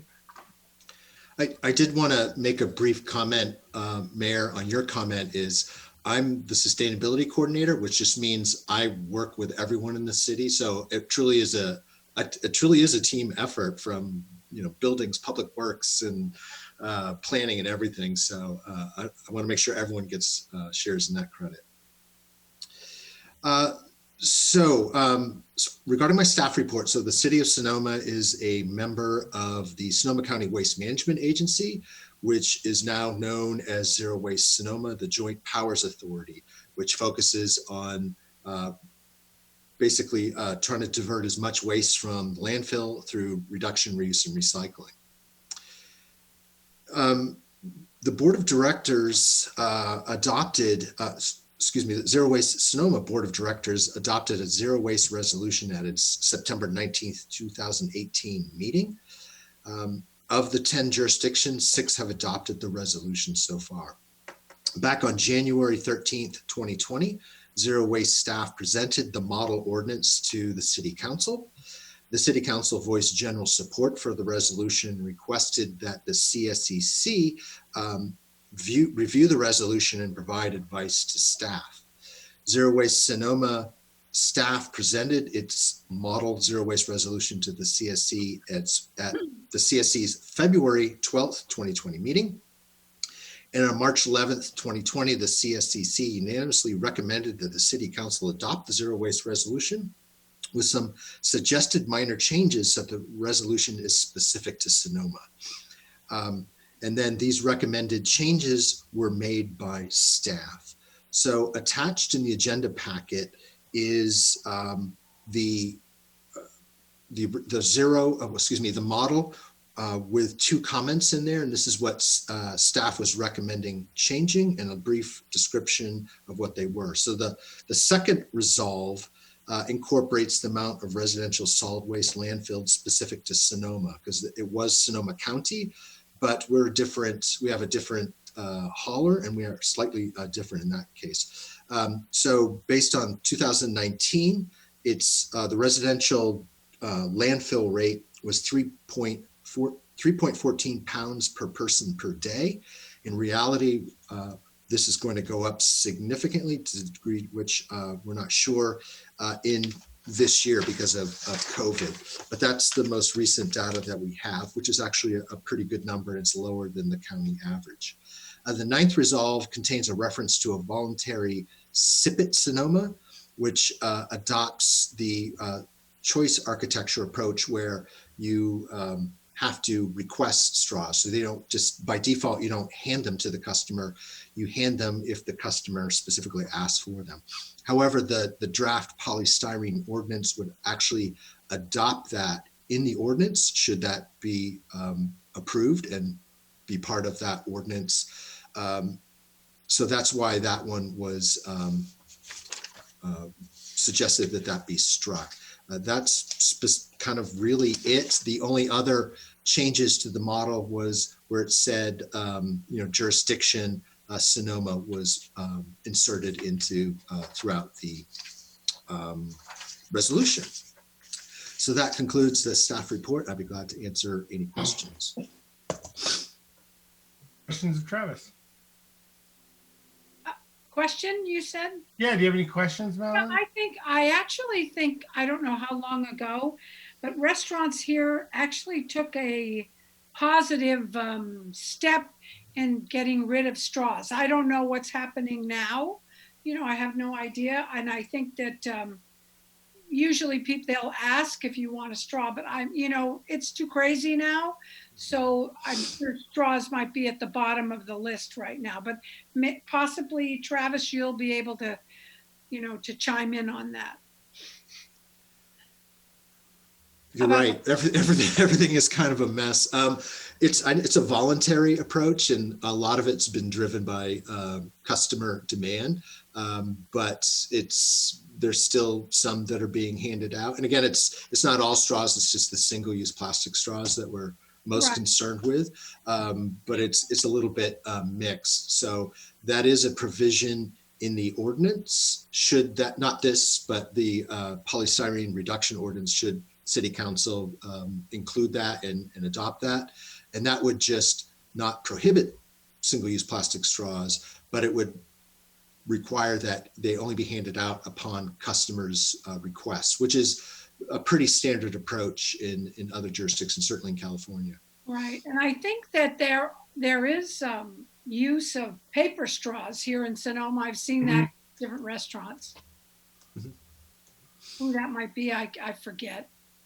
Sorry. Yeah, I think a lot of the restaurants have switched to paper straws. I know Swiss does, and then Sweet Scoops has. Their whole thing, you get a to-go thing, and it's a wooden spoon and a wood fiber or like paper cup, and that's all compostable. It's pretty fantastic what they've done over there. I like the wooden spoon too. I prefer it. But yeah. Any other questions of Travis? No? All right, we'll bring it up to public comment. Seeing no one rise, I'll go ahead and bring it back to council.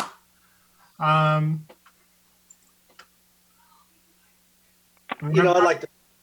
Go ahead. Yes, David.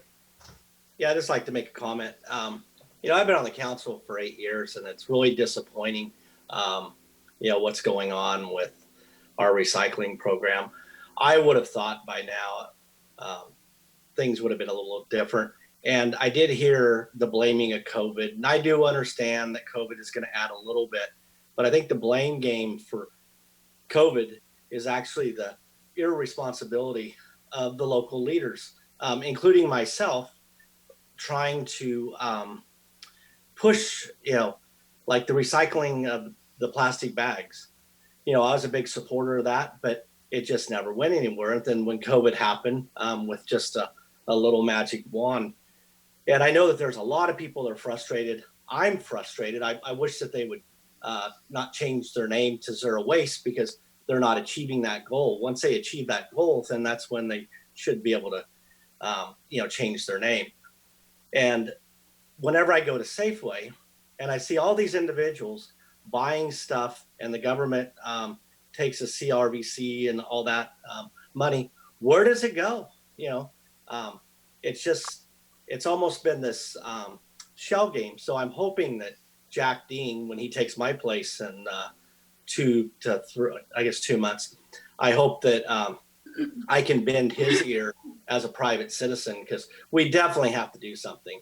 I know that the blame game for COVID-19 is getting really tiresome every time there's something. But, true environmentalists need to stand up, including myself and our local leaders, and just say enough's enough. When I see stuff like this, I understand that they're trying. I know what they're trying to do.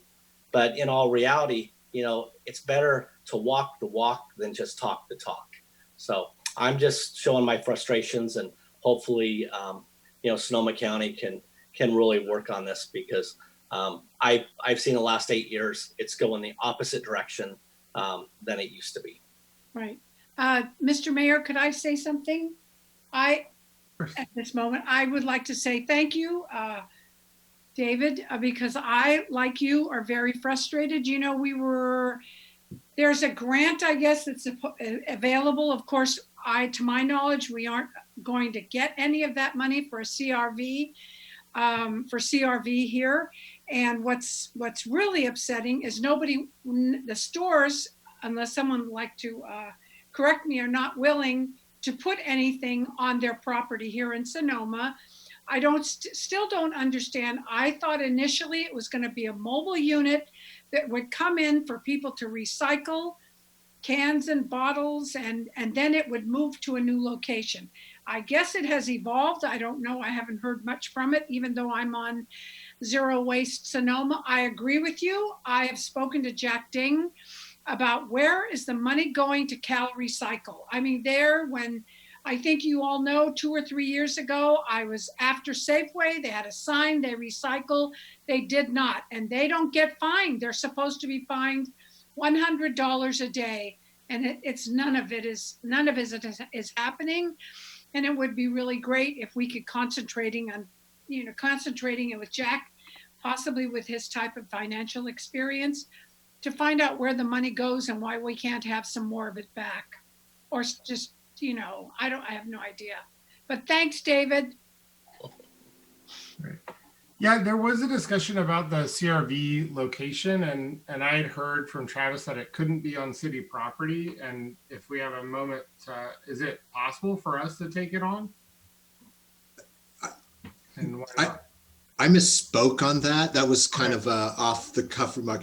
Yeah, I want to clarify that was not the case, as we were looking at hosts. Right now, we've reached out to the county, and they're considering its location, but if they did adopt it, it would require a change in the grant application, because the original MOU was signed by the city, even though the county property would be possibly the Depot Park or Veterans area, maybe. That's within the city area, but they would still have to sign that. So I think it's important, just a little bit of background, go to Councilmember Agramonte's question. So one, these have evolved. It was going to be a mobile unit. It was going to go to different sites. And so there wasn't a permanent location. and Travis may know more about the overall grant. At this point, it is a semi-permanent, looks like the back of kind of a semi-truck trailer, or that kind of like, you know, those moving containers that you can have put in your front yard and load your house for a week and then they move away. They're not on wheels, one of those large crates. It's kind of a neon green. It's made so people see it and notice it. But, you know, again, one thing I think that sometimes folks forget about here with the city of Sonoma, one, we don't have a lot of property that isn't already kind of maximized with use. We just don't.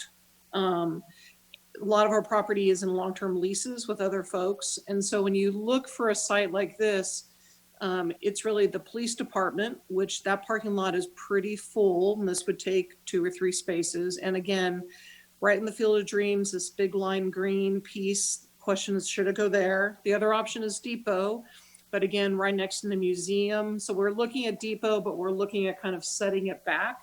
And so it's on county property, not city property. Obviously, it doesn't work around the plaza. We looked at the courtyard, but that feels too far away to be convenient for folks. So again, as a city, we just don't have as much property as other cities I've worked for that may have a lot more kind of parcels. So we've been trying to partner. Travis has been working closely with Zero Waste, and then also trying to work with some of the, he's reached out to nonprofits. He's reached out to a lot of the grocery stores. We've tried to convince them. We talked to the school district. So we've been I want to give Travis some big kudos. We've been doing a lot of brainstorming, trying to figure out a location, because we do want this in town. Council, we think it's important, and we heard the passion that council had for this.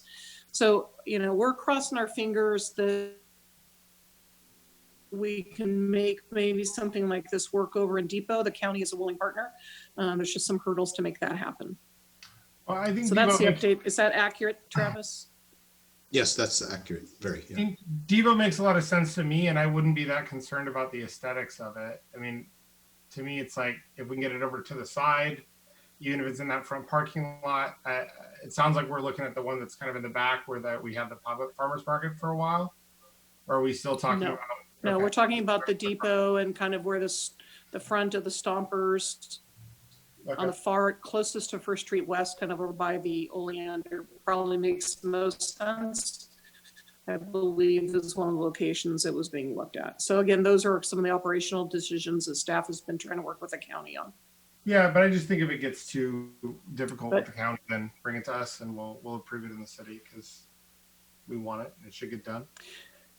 Yeah, we can definitely bring other options, but we're still feeling, I think, optimistic that this is a viable option. Well, you know, and Kathy, and everyone on the city council knows this is really important to the people of Sonoma. Mm-hmm. There are some people, you know, supplement their monthly income from it. Now they have to go to Napa or Petaluma, which means more gas emissions, losing money, paying gas from the recycling. So it's ridiculous. But everybody's heard that. I had to say it. I agree. I think we are still optimistic. Good. All right. If there's no other comments from Councilmember Harrington, I don't know if you wanted to make a comment on this or you. I do not have any comments. Thanks. All right, good. Great. So thank you again for the work of the Waste Zero Task Force or Zero Waste Task Force, which Madeline is our representative of, and appreciate you bringing this forward. And I'm definitely fully supportive of this. I think it's interesting to continue to focus on waste where a lot of people don't put their focus. My job as a day-to-day job is setting up restaurants and businesses with better recycling and composting programs and removing waste out of landfill and also educating the public on ways that they can reduce their own waste. And adopting things like this in cities are great ways to send a message to the public that this is important. Because, you know, right now people are eating a lot of lunches in styrofoam that then last for 2,000 years. So if we can keep your lunch to just lasting for that day and that hour that you eat it, that would be a better place. And so we're working to move in that direction, and I think that this is a great step in that direction. And yeah, sounds good. So without further ado, do we have a motion on this? So moved. This is Madeline. All second.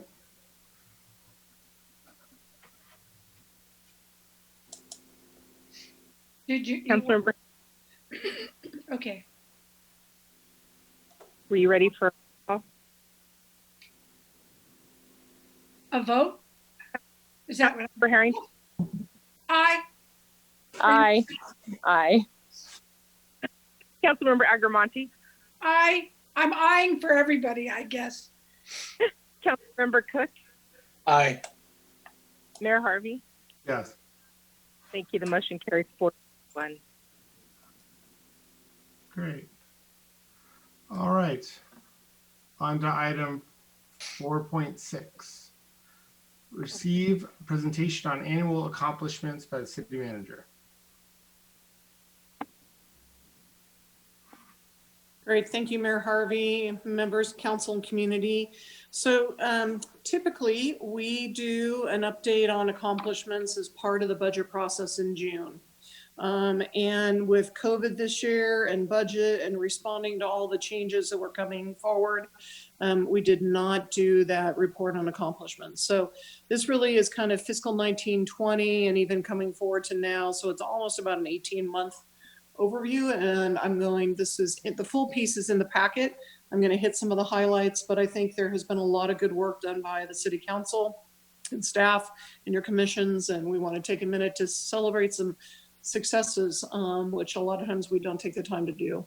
So again, I'm going to kind of go through and give you some brief updates. So a lot of times the work the city does, there's initiatives, there's operations, and usually emergencies are a much smaller piece of our pie. Unfortunately, emergencies have been a large piece of the pie in the last 12 to 18 months. So some general overall themes as we look at the work the council's been doing is 1, protecting Sonoma's unique character, 2, enhancing the quality of life for folks that live and work here, ensuring financial health and sustainability, and investing in our community's future. So in terms of emergency management, obviously we can't talk about the last 12 months or so without, and frankly, because of all the emergencies we've been dealing with, we almost start to forget. So last fall was the first time we had PSPS events. We had, I think, 5 of them between October and November. The entire city lost electricity for a couple of days. And then we had the Kincaid fire. We then in March had the world of COVID hit. And then again, this fall, we've had all the lightning fires that hit throughout the state and affected us, the glass fire, and then ongoing PSPS events. So emergency management continues to be a large area of focus and time and energy for the council and city staff. So in terms of emergency preparedness, some of the things that we've been working on over the last year is really working on staff training. We've created kind of go-to playbooks so that when these situations occur, we've got kind of to-do lists ready to go and people can pick things up regardless of who's in the house. Did a lot of PG&E, public safety power shutoff planning, a lot of work on the website, and created new evacuation zones and terminology, which are shown here. Obviously the extreme fire season, and last year with the community charging station, updated an ordinance for generators, and something I'd almost even forgotten about. Remember the historic windstorm we had where we closed the plaza and all of that? That was also just last fall. And then the city did receive the Louis Pertica Emergency Management Award for the city's efforts and working on emergency management. And again, everything we've been working on now lately in the last few months. The world of COVID, obviously our ongoing pandemic and emergency, and I'll briefly walk through these pieces. So the first has been promoting compliance with evolving public health orders. So there's been work here with public health and the hospital and the clinic, regular meetings with them. Major shout out to the Chamber and the Visitors Bureau and the vendors and growers that helped create the whole stay safe program that we then have been working and creating consistent marketing. The council passed a local ordinance on administrative enforcement, and there's been active coordination and education with code enforcement. They are getting complaints coming from the county. Those complaints are followed up on as we receive them. There are also the world of providing community support and resources. So the city helped take a lead role, and thank you to Mayor Harvey for this, and Lisa Jansen, who really worked on the Sonoma Valley Food Security Task Force and the whole food assistance calendar. The council took $100,000 of reserves and put it into support and resiliency fund. And we've used that money and are using that money for business outreach, communication, and a variety of other items there. Council also took $150,000 from its housing trust fund and provided to fish for rental assistance and utility. The eviction moratorium was also a piece of work done for community support by council. We did not do water rate increase for 6 months. Also a little bit of goodwill and morale of really supporting the Sonoma Valley Arts Task Force. We continue to fund our recreation community partners with only minimal kind of funding reductions to try to support those. And again, a lot of Spanish and English translations and ads have been done. On the business support, council is very aware of everything that's been done here, from the whole parklets and al fresco and promenade and different things that we've tried to support the business community through this pandemic. And then our own internal operations have changed. You all know we now do meetings like this instead of meeting in the council chambers. And this is how we do all city business. We have a few of us that are in City Hall. A chunk of our staff are working from home. We're using new technology. And despite everyone's kind of overall, what everyone has with stress, anxiety, and we're all trying to work as much as we can with our community to keep things as normal as possible. And I just want to thank all of our team for the great work they've been doing. Shifting away from emergencies, just a few highlights. The world of public safety. I'm very appreciative of council helping fund our SAFER grant, which has provided 3 more firefighters, which I think has helped us through these more recent fire emergencies. We've also gotten some new equipment. I want to thank Councilmember Harrington, Councilmember Cook for their work on the new 5-year contract for police services, and also the review of use of force policies that was just done as well. And also a thank you to the police department. We've had a number of community events and protests in early June and July, and all those were supported by the police department, so everyone felt safe and to be able to use their First Amendment rights. In terms of public works, you can see a team out here fixing those crack seals over on Friar Creek. There's been a lot of good efficient use of improvements both on some of the signs and markings on 5th Street and Spain Street in East Napa. The drainage project that's underway at 1st Street West and Depot. The whole Broadway restriping and that conversation with the community and council's decision there. And we look forward to bringing the timing back for the resurfacing and work that Caltrans will be doing. And then there is supporting the development side of the house. And again, ongoing plaza and park maintenance as well. Community development, David Storr and his team have been busy from commercial cannabis to the UGB boundary review. Work has started on the development code and on our housing element and RENA numbers. You just saw the completion of our Verizon wireless telecommunications review.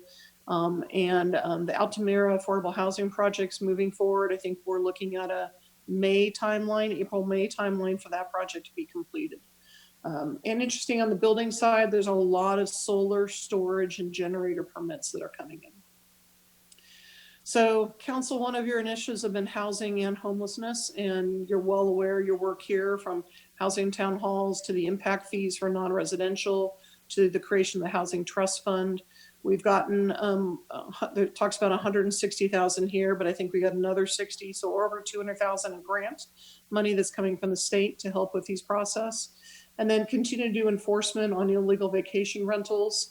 Our beta program of safe parking program at the Haven remains positive, and we'll be bringing you back some updates on that And then working on the county in terms of trying to improve overall governance and voices for the cities at the table on homeless services.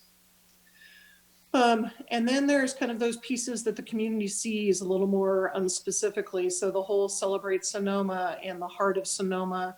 Our farmers market, we had great plans for this year, and with COVID had to kind of restrict it down a little bit.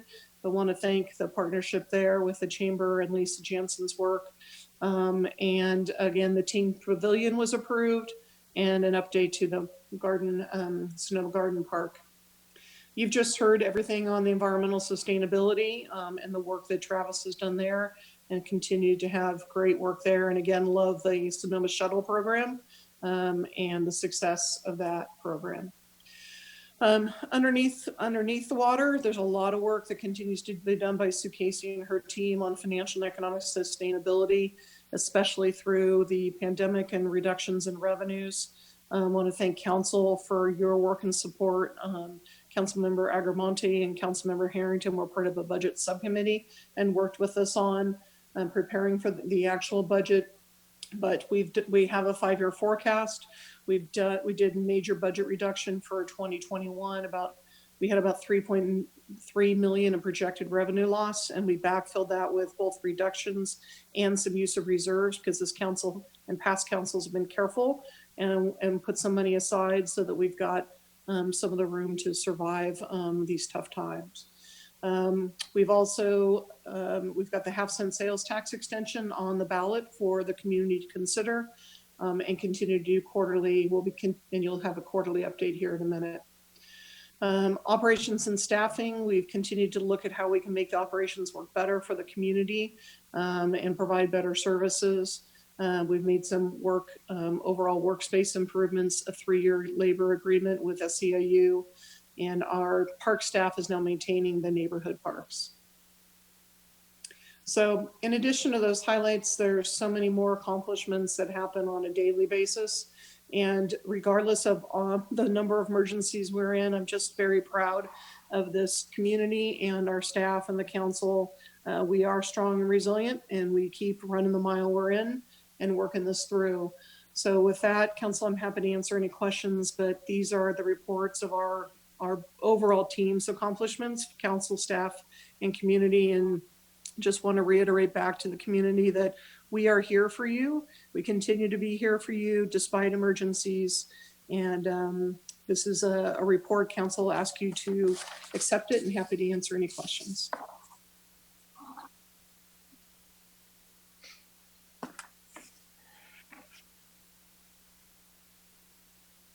Mayor Logan, if you're speaking, I can't hear you. You're on mute. Questions for Kathy? Questions for staff?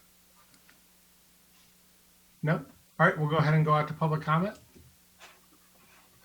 Let's see if I can see people here. Kathy, can you stop sharing? I sure can. Thank you. All right. Seeing no one rise, I'll go ahead and bring it back to the council. Great. Comments from members of council? Nothing for me. Okay. Well, I just want to thank staff. This has been a heck of a year. Started the year with a major homelessness issue. We pulled together a massive meeting and got everybody in the same room and had a good conversation about it, a productive conversation, I felt like. Followed that up with a massive pandemic, a global pandemic starting, and council picked that, or staff picked that up in a fantastic way. Led efforts on food security, made sure that people had money for rent, took care of our community and our broader community, really, not just the city, but the entire valley, which I was proud to see staff lead that. Then moved on to have, started having some business recovery, moved into fires, struggled with that and how we were going to respond to fires and in the middle of a pandemic, and how we're going to plan for evacuations and all the rest of it. But throughout this, staff has done a fantastic job. We also got the cannabis piece almost done, and quite a bit of other just kind of under the groundwork happened as well. So it's just fantastic to work with all of you. The council's been very, very supportive of all the work that staff's been doing, and I feel like we've gotten a lot done through a very difficult year. So appreciate the report. It's nice to see it all kind of nicely bowed. And, we've proven again and again that we're a strong team and a group of people that takes care of our community no matter what comes. And in Sonoma County, quite a bit comes. So we'll go ahead and do we need to approve this? So, or do we just accept the report, no votes? You accept the report. All right, great. Moving on to item 6.5, agenda report, quarterly planning agenda. Turn over to the city manager.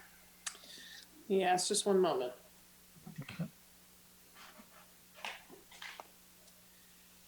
Yes, so council, this is part of our quarterly agenda process, and we do this where we kind of typically look forward 3 months, and it's an opportunity for us to preview to council what is coming, for council to raise any additional ideas that they'd like to agendize for discussion, and then council to kind of review overall priorities. So let me go through, share my screen for a minute and go through this with you. Actually, just 1 second if you wait with me.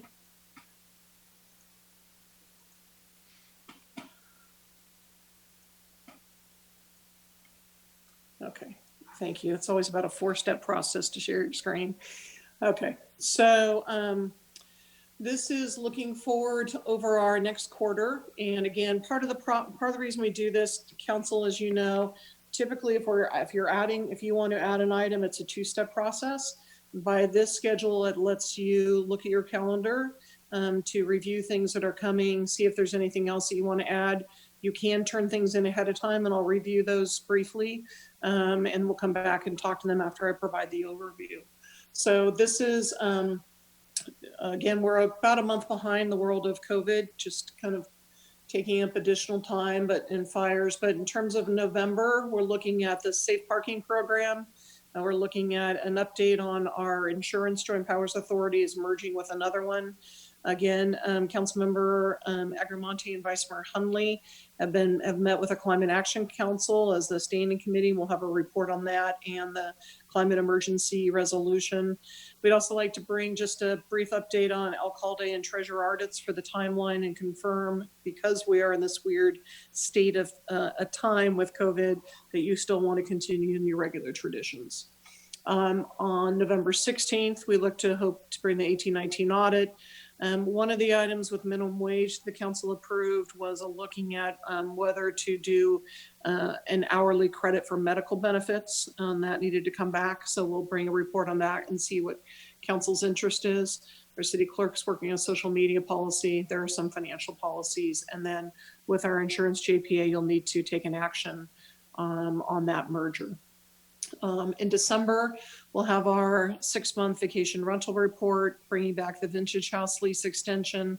And then I'd like to bring Karen Collins. If you recall, about a year ago, I brought an idea to kind of do what I'll, for lack of a better term, a recreation needs assessment, and going out and looking at what are some of the, how recreation is funded and looked at in other agencies, and what are some needs and ideas here. With some changes in staffing and COVID, I'd like to kind of meet again with Karen, with Lisa Jansen, bring an update on the overall scoping and process, and then look till we kick that off in early 21 and move that forward. I know that's been an interest of council. Well, also our city clerk will bring you your calendar for 21, and then the First Street West Depot, that project should be completed, and so accepting that. And December 14th will be the council reorganization. This will be the appointment of the 2 new council and or returning council members. And then also the thank you to Councilmember Cook for his years of service as he steps off the dais, and the council selection of mayor and vice mayor. And so as we've done historically, there's no business items. And at this point, we do not have a meeting on the following meeting. And our hope is we can get all of our business items done on December 7th.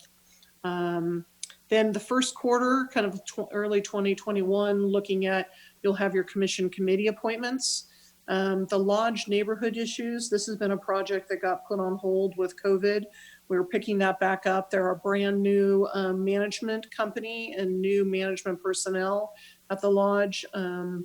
So David Storr and Colleen Ferguson will be meeting with them, reviewing, and then there'll be a traffic safety committee, and that project will be picked up and moved forward. We've just talked about the SB 1383 briefing and overview, annual police report.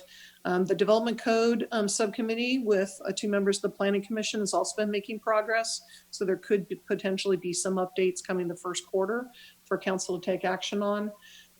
Planning will be looking at the housing impact fees for residential development.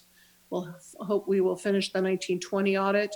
And investment policy, we'll have another quarterly update on your finances, and then in mid-year budget adjustments.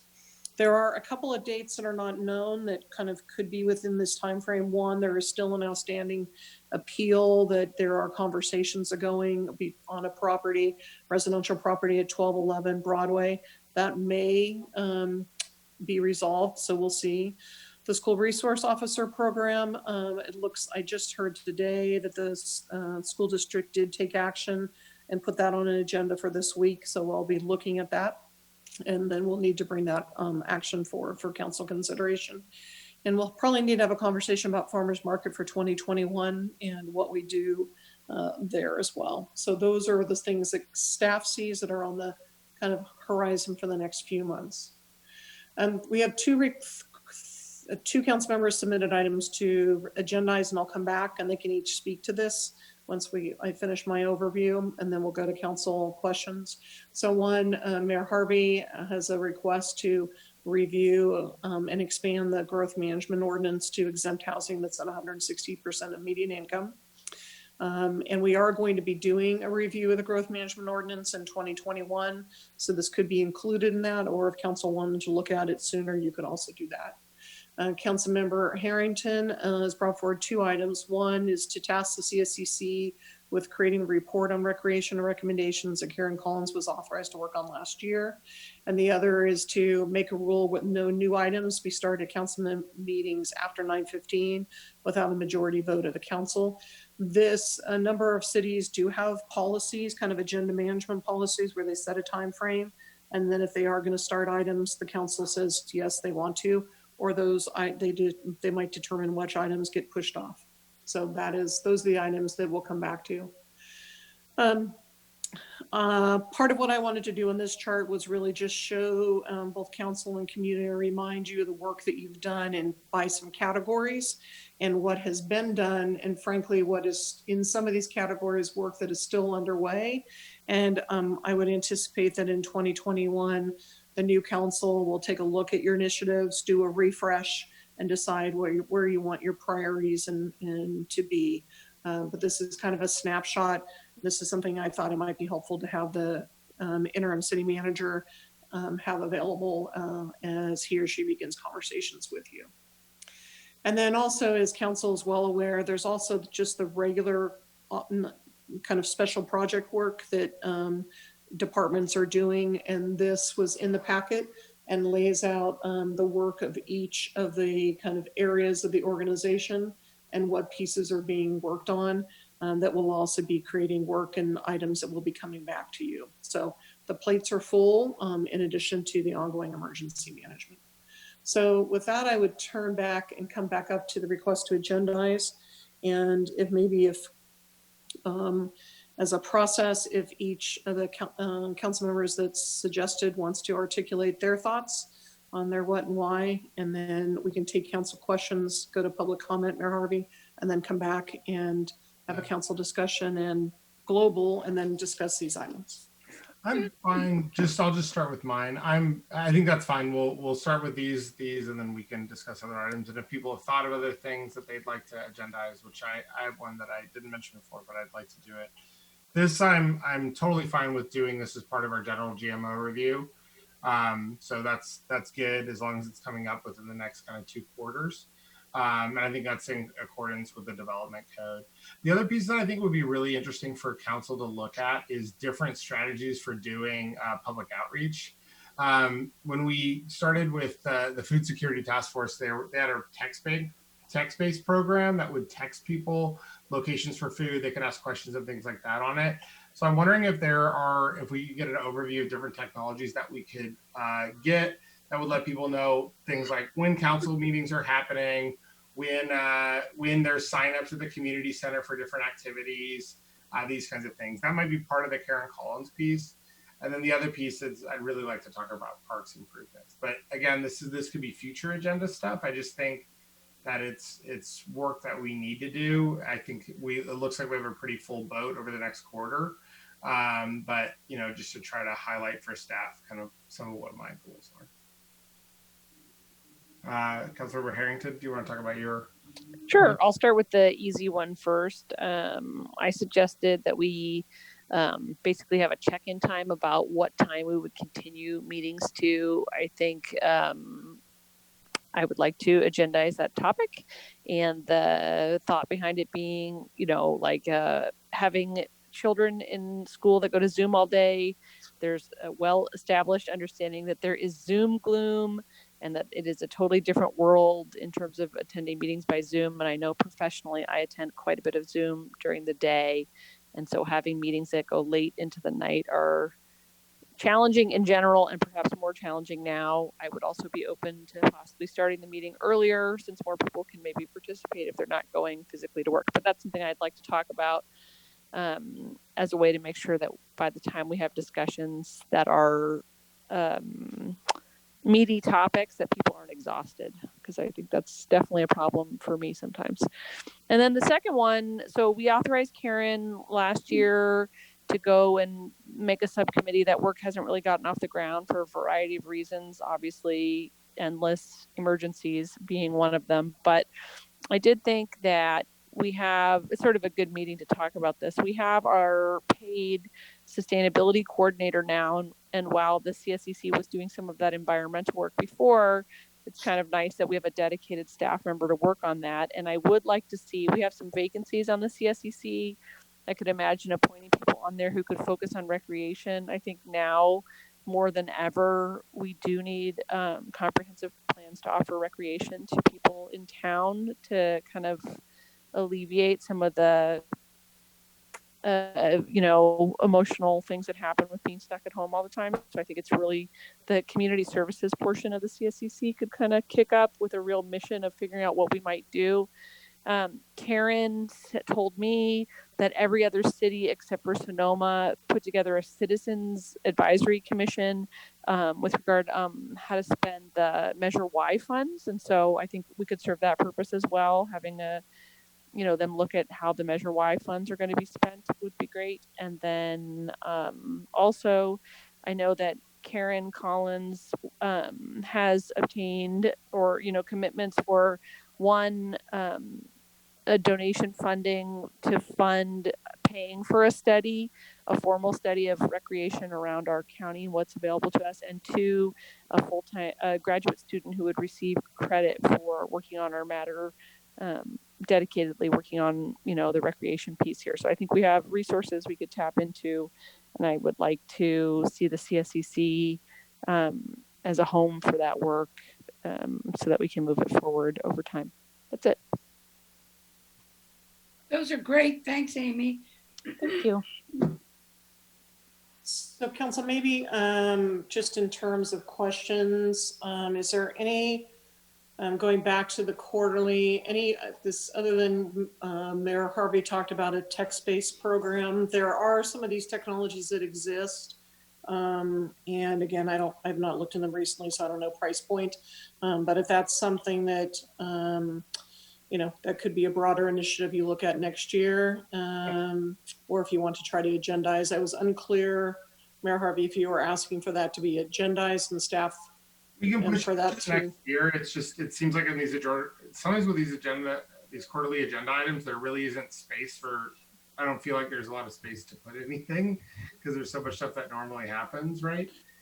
So it just feels like, to me, I would love to have an overview of those types of programs and have a conversation at council if there's a better way to do PIO and to do informational outreach to our citizens. I think it would be really good, both for just kind of general civic engagement and engagement in city programs that they may not be aware of, but also, and then, the CSCC seems to be launching that sort of an idea too, to do more public outreach, but also if there were, just for disaster and everything else. I just think it's an important piece that we're lacking, and I don't know how expensive it would be, but having an opt-in program that the whole city could sign up for, it's a conversation I like to have. I like to know what's out there, and maybe there's nothing that we can use, but. No, I mean, these technologies, frankly, have gotten a lot easier and a lot more reasonable. I've not looked recently. So one on the accomplishments, I missed a few data points to tell you. We've had 209,000 visits to our website in the last 12 months. And the community resource pages for the coronavirus have been visited 11,000 times. The open rate on those e-newsletters is 50%, which is quite high in this industry Stanford. We have 6,500 Facebook followers and more than 1,500 Instagram followers. Super proud of the work that we've done, but can we definitely take it up a notch without a doubt? Is there new technology? So happy to, if this is an area of council that you'd like to see us bring back and do some investigation, that's something that can happen if there's interest from the council.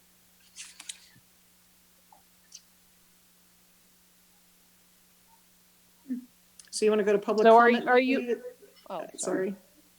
So we'll do public comment and then make motions on whether to agendize these. Yep. Great. So we'll open up for public comment. And if I'm seeing no one rise, I'll go ahead and bring it back to the council.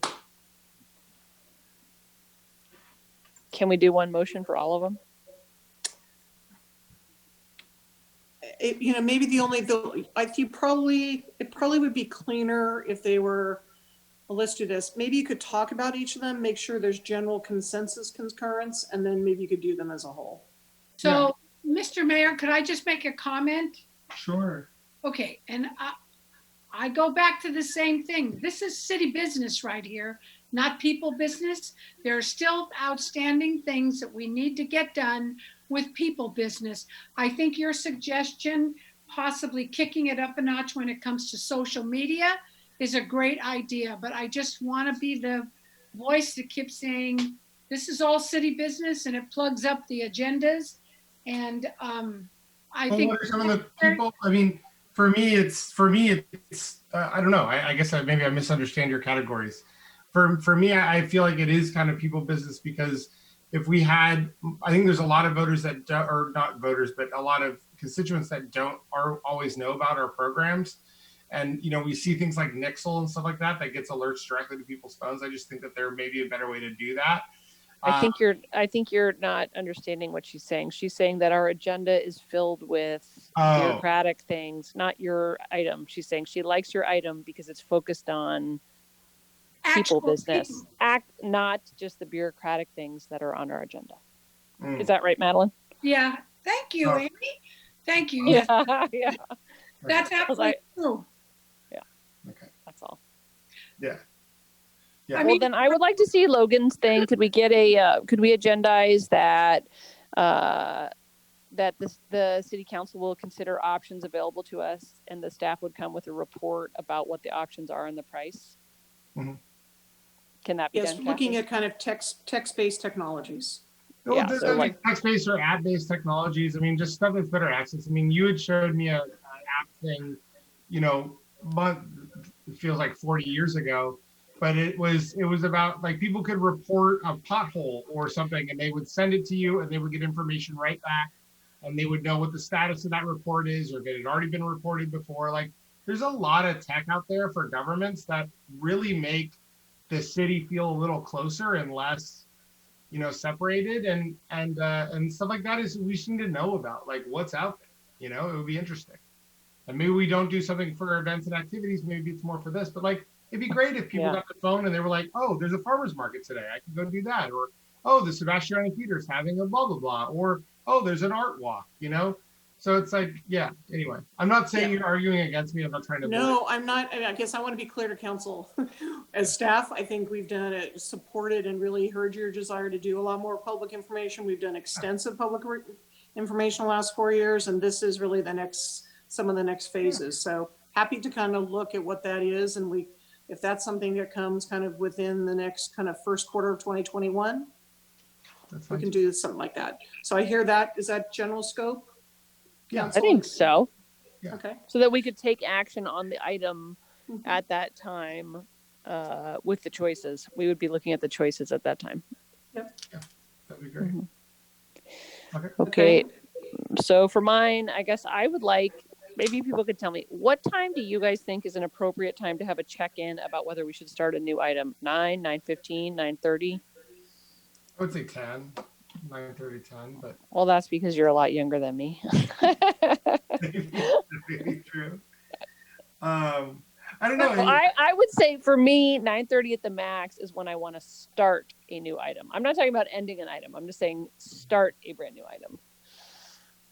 But anyone else have thoughts about that? Well, you know, it's interesting. I haven't seen it here, but other places, you can have times who's speaking, you know, an organ. Yeah. Just put a time. This is going to take 20 minutes. Done. I love that also. Yeah, like we did that at Sonoma Clean Power. The present people have to prepare their presentations, and then the amount of time that not the discussion portion, but the amount of time the presentation will take is on the agenda so that you have a sense of the meeting. But I would say at least for me, the latest I would want to, and I'm not saying I wouldn't, if it was important, I wouldn't do it, but the latest I would want to check in about whether we should start a new item is 9:30 personally.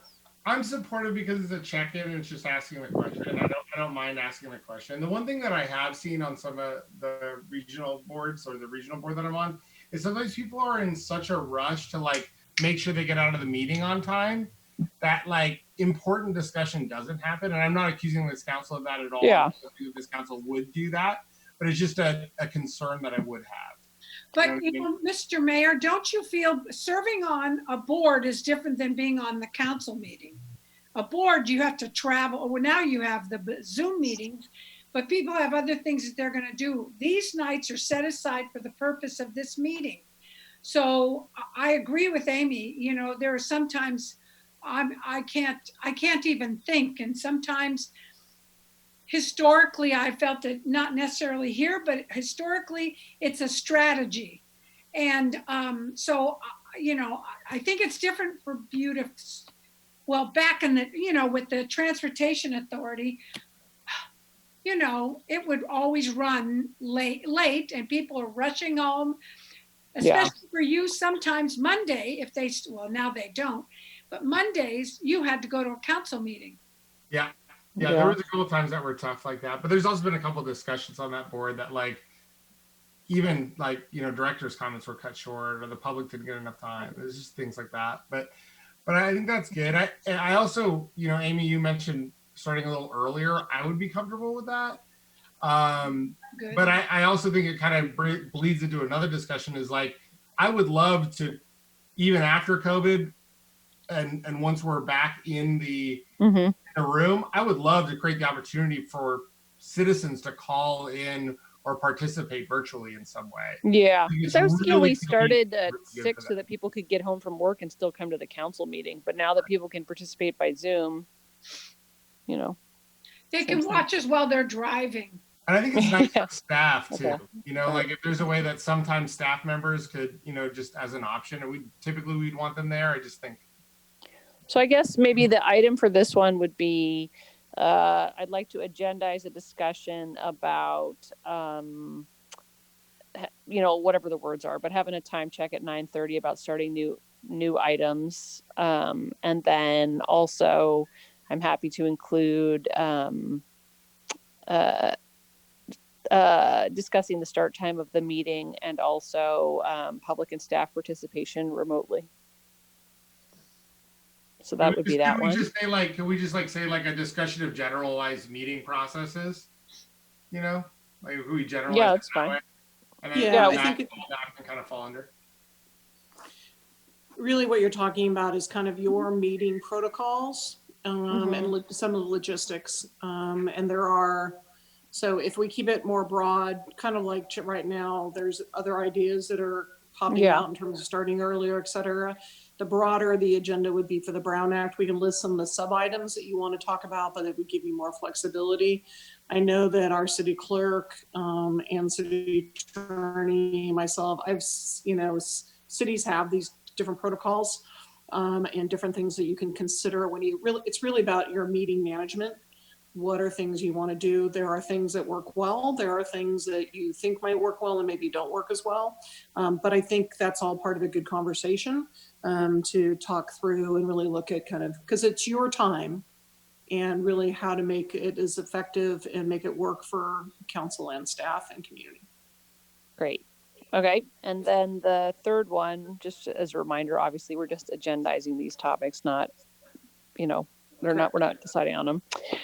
So I would like to agendize whatever the right words are, but basically tasking the CSCC with coordinating and organizing the work that Karen Collins brought forward previously, and also the idea of them serving as I'm trying to think of the right words, vetting group, whatever the other communities have for Measure Y funds, to provide oversight for the expenditures in in conformity with what the other cities have done.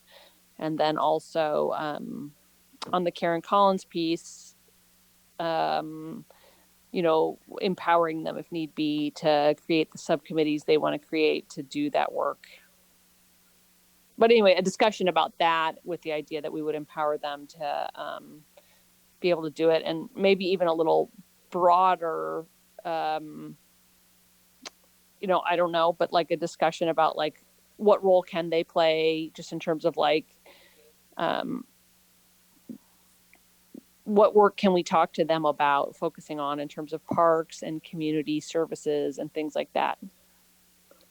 Yeah, I mean, I would love to have kind of a broad discussion about parks improvements and community services. It's, ever since I went to the conference in Long Beach and I saw the workout machines that they have now that you can put around, we used to have that all down the bike path.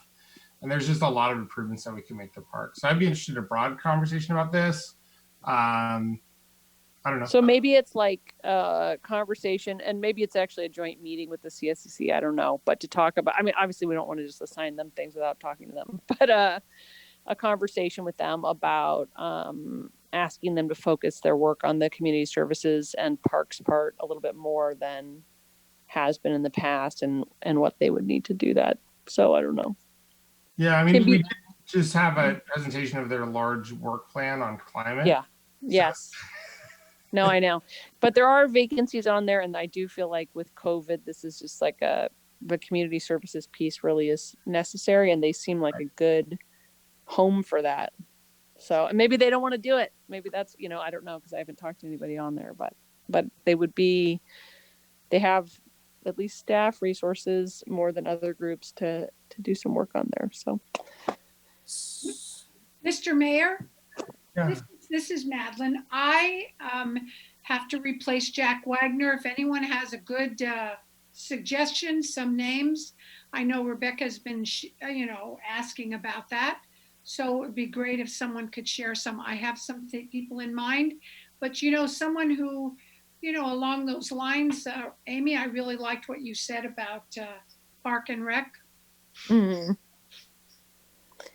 Yeah, so maybe, I guess maybe the agenda item is discussion about Park and Rec and the role of the Community Service and Environment Commission, but broad enough. I guess we can talk about it at the agenda, but make their agenda item broad enough that we could assign the CSCC to do certain specific work if that's how people felt like it should go, and also including the Measure Y stuff. Is that clear enough, Kathy, or is that too vague? No, I think it's, I really what you're talking about is kind of reviewing the overall scope of the CSCC. You're also, and so some of these items probably fit within what is currently in the municipal code, from my memory. I think the other piece I'd like to have you also review, if we're going to do this, is kind of the amount of time and oversight that CSCC spends on special events. It used to Yeah. be almost, tons of time. It got ratcheted back. I think as we've Lisa Jansen's come in and we've had that professional staff work. But frankly, I think it probably could do another ratchet, which could give them additional time to work on some of these other items. I still also want to bring back the Karen Collins. I think it'd be helpful to bring back this the scope of what was planned on that. And maybe this could be in the same meeting to chew that through. Councilmember Harrington, the one thing I'm thinking is that I believe Karen Collins had talked about having an advisory committee involved in that too. So it's kind of a little bit of a question of the role of the advisory committee, which was going to be maybe more folks that are involved in the recreation delivery business, more, and then how that works with the CSCC. Yeah, that's why I thought maybe we could empower them to create a subcommittee as needed through the CSCC. Yeah, so that could be, we have to figure out how we do that with Brown Act, et cetera, but we can chew on that and then bring back some options. And then just to throw on, I didn't say it before, but obviously I said it 10 times tonight, and that also we can have a discussion about using the CSCC as a Measure Y oversight in some capacity. So those are if that's clear enough, do we need a vote? So the vote would be that those items as just described, those 3 items could be agendized. Okay. Is there a second? Anyone? Second. Madeline got it. Roll call vote. Councilmember Harrington. Aye. Councilmember Agravati. Aye. Councilmember Cook. Aye. Mayor Harvey. Yes. Thank you. The motion carries 401. All right. Great. On to item 6.7. No, 6.6. Receive and file the first quarter city financial report for fiscal year 2021. City manager and assistant city manager. Yeah, I am going to turn to our assistant city manager, Sue Casey, who has done the work on this. Just globally, I think we're in pretty good position despite the pandemic, and I'll turn it to Sue to give you the details and then do a wrap at the end. Go ahead, Sue. Good evening, Mayor Harvey and council members. So I did time this. I think I've got it down to less than 10 minutes. So, because I know how interesting the financial update is for everybody. Tonight we're presenting the monthly financial report for September 2020, and then providing an update on the city's general fund revenues to date. The September financial report presents the fiscal year 2021 general fund budget to actuals with 25% of the year completed. So it's really important to note that many of the larger revenue items are not included in the revenue total because of the timing of how that revenue is received. Property tax is received in December and April with a cleanup payment in July. So the report shows no revenue for that category yet. Sales tax is paid 2 months in arrears, so the report only includes payments for July. TOT is 1 month in arrears, so the report only includes payments for July and August. Larger franchise tax receipts are paid quarterly, so those items are not included in the report. And finally, the annual renewals for business licenses will be sent in November with a due date in January, on or before January 1, 2021. So again, are not included. The City Council adopted the fiscal year 2021 budget on June 29th, 2020. And leading up to this action, the council and staff underwent a really deliberate multi-step evaluation of the city's fiscal challenges resulting from the COVID-19 pandemic. The city's general fund revenues that are most significantly impacted by the pandemic are transient occupancy tax, TOT, and sales tax. When the council adopted the budget, it assumed overall reductions in general fund revenues, particularly in sales tax and TOT. And this was bolstered in part by increases in property tax. The fiscal year 2021 budget also forecasts the use of $2.1 million to balance in general fund reserves to balance the budget. While it's really early in the fiscal year to provide a meaningful year-to-date analysis, we can provide a brief update on a few of the city's top revenue sources. So we'll start with property tax. Fiscal year budget assumed a total of $11.4 million in property tax revenue. And this represents a 4.2% increase from fiscal year 1920 actual revenues. The assessed valuation for fiscal year 2021 was enrolled in January 2020, and those assessments were based on events that occurred in 2019. So any possible pandemic-related impacts, such as a potential Proposition 8 reassessment, will not likely occur until fiscal year 21-22. But recent information from the Sonoma County Assessor confirms the 4.2% increase in property tax. And also, property values seem to be increasing. Many people who are previously working in San Francisco or on the peninsula are looking for larger homes in Sonoma with more outside space, as they can now work from home due to the pandemic. Next, we'll talk about sales and use tax and the Measure U half-cent sales tax. So due to the initial impacts of the pandemic on sales tax revenues, the City Council conservatively adopted $2.8 million in sales and use tax for 2021. This was 7% lower than actual revenues received in 1920 and 19% lower than fiscal year 1819. And this estimate was based on what was known at the time and a forecast from the city's sales tax consultant. And this was also a general direction taken by most cities in the county and in California. But now that we have fiscal year 1920 year-end results for sales and use tax, our sales tax consultant has revised the forecast for fiscal year 2021 and estimates that sales tax will come in approximately $84,000 more than budgeted. The forecast for Measure U has not been revised because we need more information regarding that revenue source. But essentially, the in-person sales at stores in Sonoma was replaced by an uptick in sales tax generated by online purchases. This trend actually began to occur prior to the pandemic due to the Wayfair decision, and was amplified by an increase in online shopping driven by stay-at-home mandates. So the first payment for July, which is shown on the report, includes some catch-up payments from businesses who took the first quarter deferral offered by the CDTFA. And then there's an estimate of actual sales for the quarter. And they used to, the CDTFA used to just look at last year's revenues, and then they would base our first two payments on percentage of those, what had occurred the prior year, but they can't do that anymore. So they're actually trying to be much more precise in their estimates and the first two payments, with the cleanup coming in November. So really, with the uncertainties surrounding the economic impacts of the pandemic, it's way too soon to modify current projections for fiscal year 2021.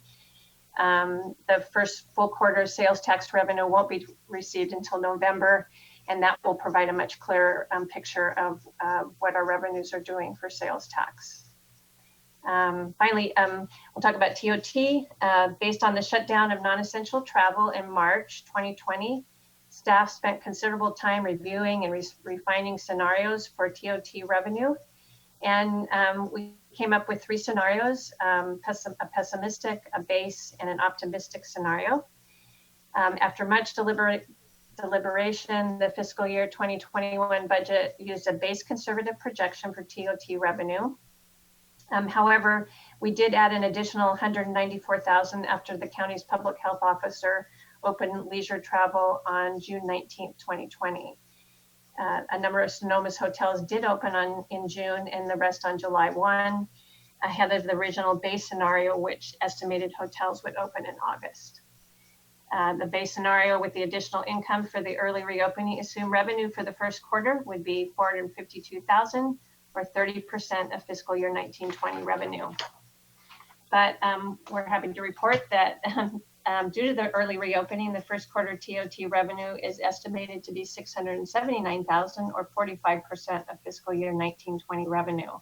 However, it's really too soon in the year to predict whether this trend will continue. The continued rise in COVID-19 cases in Sonoma County, which has kept the county under the most restrictive reopening mandates, could slow the tourist industry, and especially as the colder weather approaches and as outdoor dining may become prohibitive. However, we are encouraged by the first 3 months of revenue increase over forecast and are hoping that may continue. Staff is in regular contact with hoteliers to understand and follow what is happening in the market and will report back to council should any major changes occur. And just a brief summary of general fund reserves. The original fiscal year 1920 budget estimated reserve to be 10.9 million at 6/30/20. For fiscal year 2021, of the reserves, 1.5 million is committed for emergency reserve and 3.4 million is committed for an operating reserve. Reserves of the city savings account, equivalent to a rainy day fund. When the fiscal year 2021 budget was adopted in June, based on the 1920 projected revenue of 18.1 million and expense projections of 19.3 million, it was estimated the city would need to use approximately 1.2 million of the emergency reserve to balance the fiscal year 1920 budget shortfall. However, based on the recent preliminary budget to actual financial report that was presented to council, it appears that the city will need to use only 603,000 of the city's emergency reserve to balance the fiscal year 1920 shortfall. Based on this, staff estimates that the overall general fund reserves at July 1, 2020 will be 10.3 million, and that includes the use of 603,000. But I want to note that this amount is not final and only be final at the conclusion of the fiscal year 1819 and 1920 audit. So as I mentioned previously, the fiscal year 2021 budget assumes the use of 2.1 million of reserves to balance the budget. And at this point, staff continues to believe this use of reserves may be needed. In conclusion, staff will continue to monitor revenue and expenditure performance very closely and will provide City Council with a detailed, more complete mid-year budget update in early 2021. So tonight we're requesting that the City Council receive and file the monthly financial report for September 2020, and I'm happy to answer any questions you may have. Mr. Mayor, I have a question. Yes, please. Okay, so there is no national sales tax law in the United States. So the basic rule, this has always been something that's who do you believe would have online commerce here in Sonoma? Would that be Friedman's? Would that be Staples?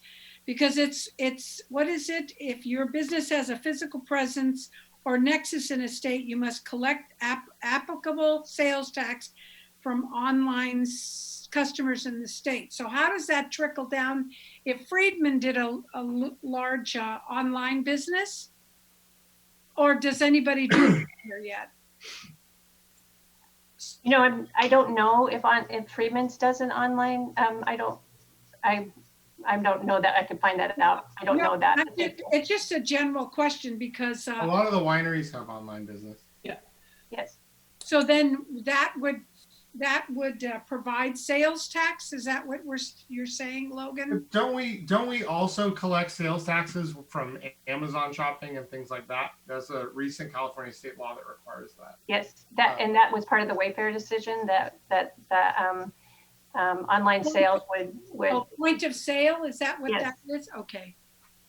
Yeah, so that there are definitely some changes after the waiver decision. So that cities are able to get sales tax from a number of online transactions. So frankly, it's part of the reason that our local half-cent sales tax is so much higher is because of the point of sale. That local sales tax is derived a little different than the regular 1% sales tax. So it is, the online sales have continued to grow. And as that's continued to grow, the sales tax coming back to the city has gotten better, Madeline. I'm sorry, Councilmember Rigamonti. Yeah, thank you. I was just interested in that. All right. Thank you, Mr. Additional Mayor. questions? Seeing none, we'll bring it out for public comment.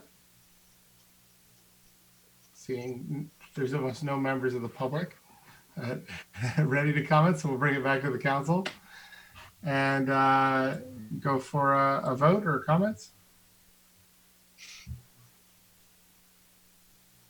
Do we have a motion? This, Mayor Hurd, this is really doesn't require a formal motion. It's a receive and file. I think the overall, at a high level, the recommendation that you're hearing from Sue and myself is that, again, the council was cautious in what we budgeted. So far, we are ahead of where we thought we would be. But again, we're still very much in the world and the road of uncertainty. And so we anticipate coming back to you in January and February. There'll be more conversations with mid-year budget. And the good thing is, because the 1920, we thought we were going to need 1.2 million, and tentatively it looks like we only have used 600,000 of the funding from 1920. Really, in my mind, council, you set aside reserves for 1920 and you set aside reserves for 2021, and we only needed half of this. So in some ways, you've got an additional 600,000 that you had already committed in case you needed it, that's back in reserves. So if things really do go sideways through the winter with COVID, you've got some elasticity that we didn't use in 1920. So again, the council has been careful. I think you're well positioned, and we will, we'll also know then whether Measure V, the city's half-cent sales tax, passes. And that also is a very important determination of what the city's fiscal future looks like. Yeah. So we'll know a lot more in February. Great. Well, again, want to thank staff and specifically Sue for all the work on this. Thank you. And thank council for their prudence and their fiscal management. And then Mayor Harvey, just one other thing is what we talked about, the council had talked about, there was maybe interested in looking at that recourse mediation services, but you didn't want to look at that until you had understood what the financial future was. So at this point, if that's something that a council member wants to bring back for consideration, it could, you know, it would need to kind of, you could talk about now you'd like to see that, or it would need to come back as part of kind of a two-step process. So I would be interested in seeing that come back for discussion for sure. We're starting to see evictions throughout California. So yeah, I think it would be good to have that come back. It's just for discussion item. If council wants to do it or not is an open question, but And there are some nonprofits that are looking at doing that. And Mr. Mayor, as well, there's, you know, there are so many moving parts in this, from the state, from, you know, the county, from the city, all these. It would be nice see how this actually works. Right. Thanks, Right. Mr. Mayor. All right. Great. So am I hearing kind of a consensus with council that we can bring that back, and then you all can make a final determination now that you know your financial staffing? Okay, so we'll bring that back on the future agenda. Okay. Thank you. All right, great. Item 6.7, discussion, consideration, and direction of the selection of an executive recruiting firm for the city manager selection process. Great, thank you, Mayor Harvey, members of council. So council, if you recall, about a month ago, 6 weeks ago, you authorized us to go out with a request for proposal to hire a professional recruitment firm that helps hire city managers. We put that RFP out and to 11 firms, and we received 2 proposals. Both are qualified firms that do this type of work. One is Avery and Associates, and one was Bob Murray and Associates. Both of them, their proposals and examples of their recruitment materials were attached for your review. Staff has read through the proposals, done some reference checking and looking, and I am recommending that you move forward with Bob Murray and Associates. The lead recruiter would be a gentleman by the name of Gary Phillips. He has done a number of recruitments that have a similar nature to Sonoma. They've just finished the city of Healdsburg, the city of Del Mar, the city of Huntington Beach, the city of Novato. So has some experience up in the North Bay, has experience with highly educated and highly engaged communities as well. From my conversation with Mr. Phillips, I think that he would work well with the council. And so my recommendation to you is to move forward with Bob Murray and Associates. And if you agree to do so, then you would be authorizing me to execute a contract.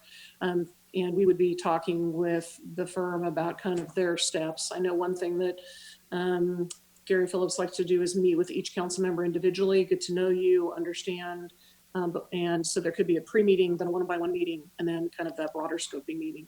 So, but I did confirm that he has time and capacity, and he believes he can move this forward in probably from the time kind of a go stage within probably about a 5-month process.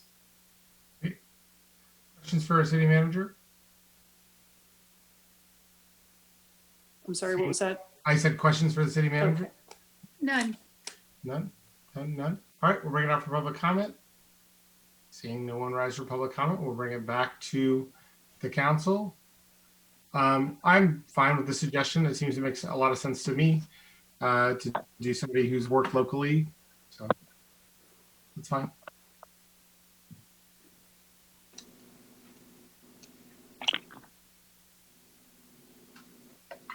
Call for a motion. I'll make a motion to accept Bob Murray and Associates. Second. Great. Roll call vote. Councilmember Harrington, Aye. Councilmember Agamonte, Aye. Councilmember Cook, Aye. Mayor Harvey. Yes. Thank you. The motion carries 401. Great. All right. That's about it. Council member reports or comments? Any reports or comments from council members? Nope. City manager? I've got 3. I would like to just give a brief update on and show some good parklet pictures and give council and the community a brief update where we're headed. So this will take about 3 minutes, knowing that there's been a lot that you've moved through. So just a brief update on business expansion and support strategy, and want to thank Mayor Harvey and Vice Mayor Hunley, who we've been working with on this. So as council knows, we've been working on supporting the overall business ecosystem, restaurant, retailers, TCRM services, and this has really been in close partnership with the Chamber of Vintners and Growers and the Visitors Bureau. And our goal is to protect jobs for workers, protect taxes for local services, financial support and nonprofits, and really retain these key local businesses that all work together. So there's been a variety of work done on alfresco, parklets, pedestrian pathways, drop-off zones, marketing, and holiday shopping. These are some of the different things we've been doing on business recovery. This chart I know council has seen, so I won't go through great detail, but we have set some money aside from our $100,000 business expansion and community resiliency fund that you set. So we've got the whole Sonoma alfresco. There's been a lot of work that's been done on that, and we're looking at maybe doing some aesthetic enhancements to the Maya Pangloss street closure. The pedestrian pathways, we've set some funding aside to create safe ADA access for individuals on really where we have narrow sidewalks and parallel parking spaces. There's a few places that for safety, we're looking at creating those pedestrian passageways. The first one would be Cafe La Haye, and we're not sure whether we would need another one or not. We're also going to create some pickup and drop-off zones so people that are picking up food or picking up maybe walking in and picking up something that they have bought from a retail store to make it easy in and out 15-minute zones. Then the world of parklets, the council we've talked a lot about. One, the city will purchase all of the safety water features, water walls, curb stop delineators. And then we are looking at a grant program where we would provide some grant funding, not for construction costs. This would have to be for landscaping, other aesthetic enhancements, basically like $300 per parking space for a max up to $1,500.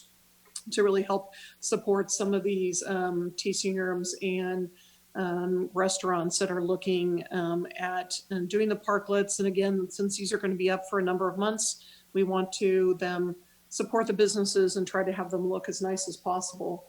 The Chamber and Visitors Bureau is working on a lot of shop local promotions. So we've talked about the snowmen from Cornerstone and trying to bring those down to the plaza. There's a shop local and a Ship Sonoma website that's being built by the chamber as well. And so we've set just kind of some budget money aside to be determined as we work this through. And then the Visitors Bureau and the Vintners or Growers and the Tourism Improvement District are working together to do some focused content and enhancement for marketing to take us through May of 21. And the Tourism Improvement District approved an additional allocation of $35,000. So this is the overall strategy of how we support business expansion. Here's the parklets that are in process. Approved has been Girl in the Fig, Della Santina, Bistro Plaza, Sweet Scoops, and Burger and Vine. These are the approved parklets, Cafe La Haye, pedestrians, and then obviously the street closures. Those that are in process are EDK, Valley, and the Basque. And under consideration and exploring are Oso and Adastra, Vine Alley, and Sausage Emporium. So there still could be some others, but again, staff created a whole parklet guide to try to make it easy for businesses to come forward. This is, and the interesting thing about the parklets is they have continued to evolve and improve, and kind of there's like people are adding elements as they can afford to do them and try to make things better. So this is a current picture of B&B. And then you can see they're sharing the space, and this is something we're trying to do so that we're having designated spaces, but we're sharing spaces between businesses. And this is Sweet Scoops. This is Girl in the Fig and their parklet. Again, the water walls were, because of the narrowness of the street, something that was needed by traffic engineering. They've done some interesting thing where they kind of wrap the water walls. So when you're inside that treatment, it no longer looks like this, and now looks like this wood treatment with the rugs, and has a very aesthetic, pleasing appearance when you're eating in that parklet at Girl in the Fig. But this is the creativity of the business community as they're working on things. This is a draft of EDK's parklet and what they are, that's what's currently being reviewed for them. And Pangloss out in the street closure is looking, again, the businesses are trying to figure out how do they winterize. And so they're looking at creating a platform and creating a roof structure so that they can continue to serve through the winter and support those operations. Again, I think businesses are hoping that they can get 25% opening, but if they can't, working on how to be creative and winterize. So those are just a few updates of the parklet and the programs that are underway. And I really want to thank council support. We've talked and brought this to you at different stages, and I want to thank, there's been a great staff team that's been working on this, but also our ad hoc and council's overall support. So that's it for my my presentation and my city manager report. Thank you.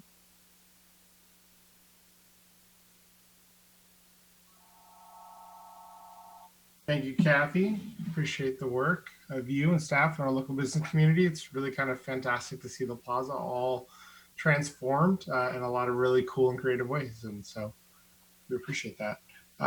City Attorney. Mr. Mayor, I have nothing to report tonight. All right, great. Well, I will declare this meeting adjourned. Thank you very much, everybody, for joining us. Good night. Au revoir. Good night.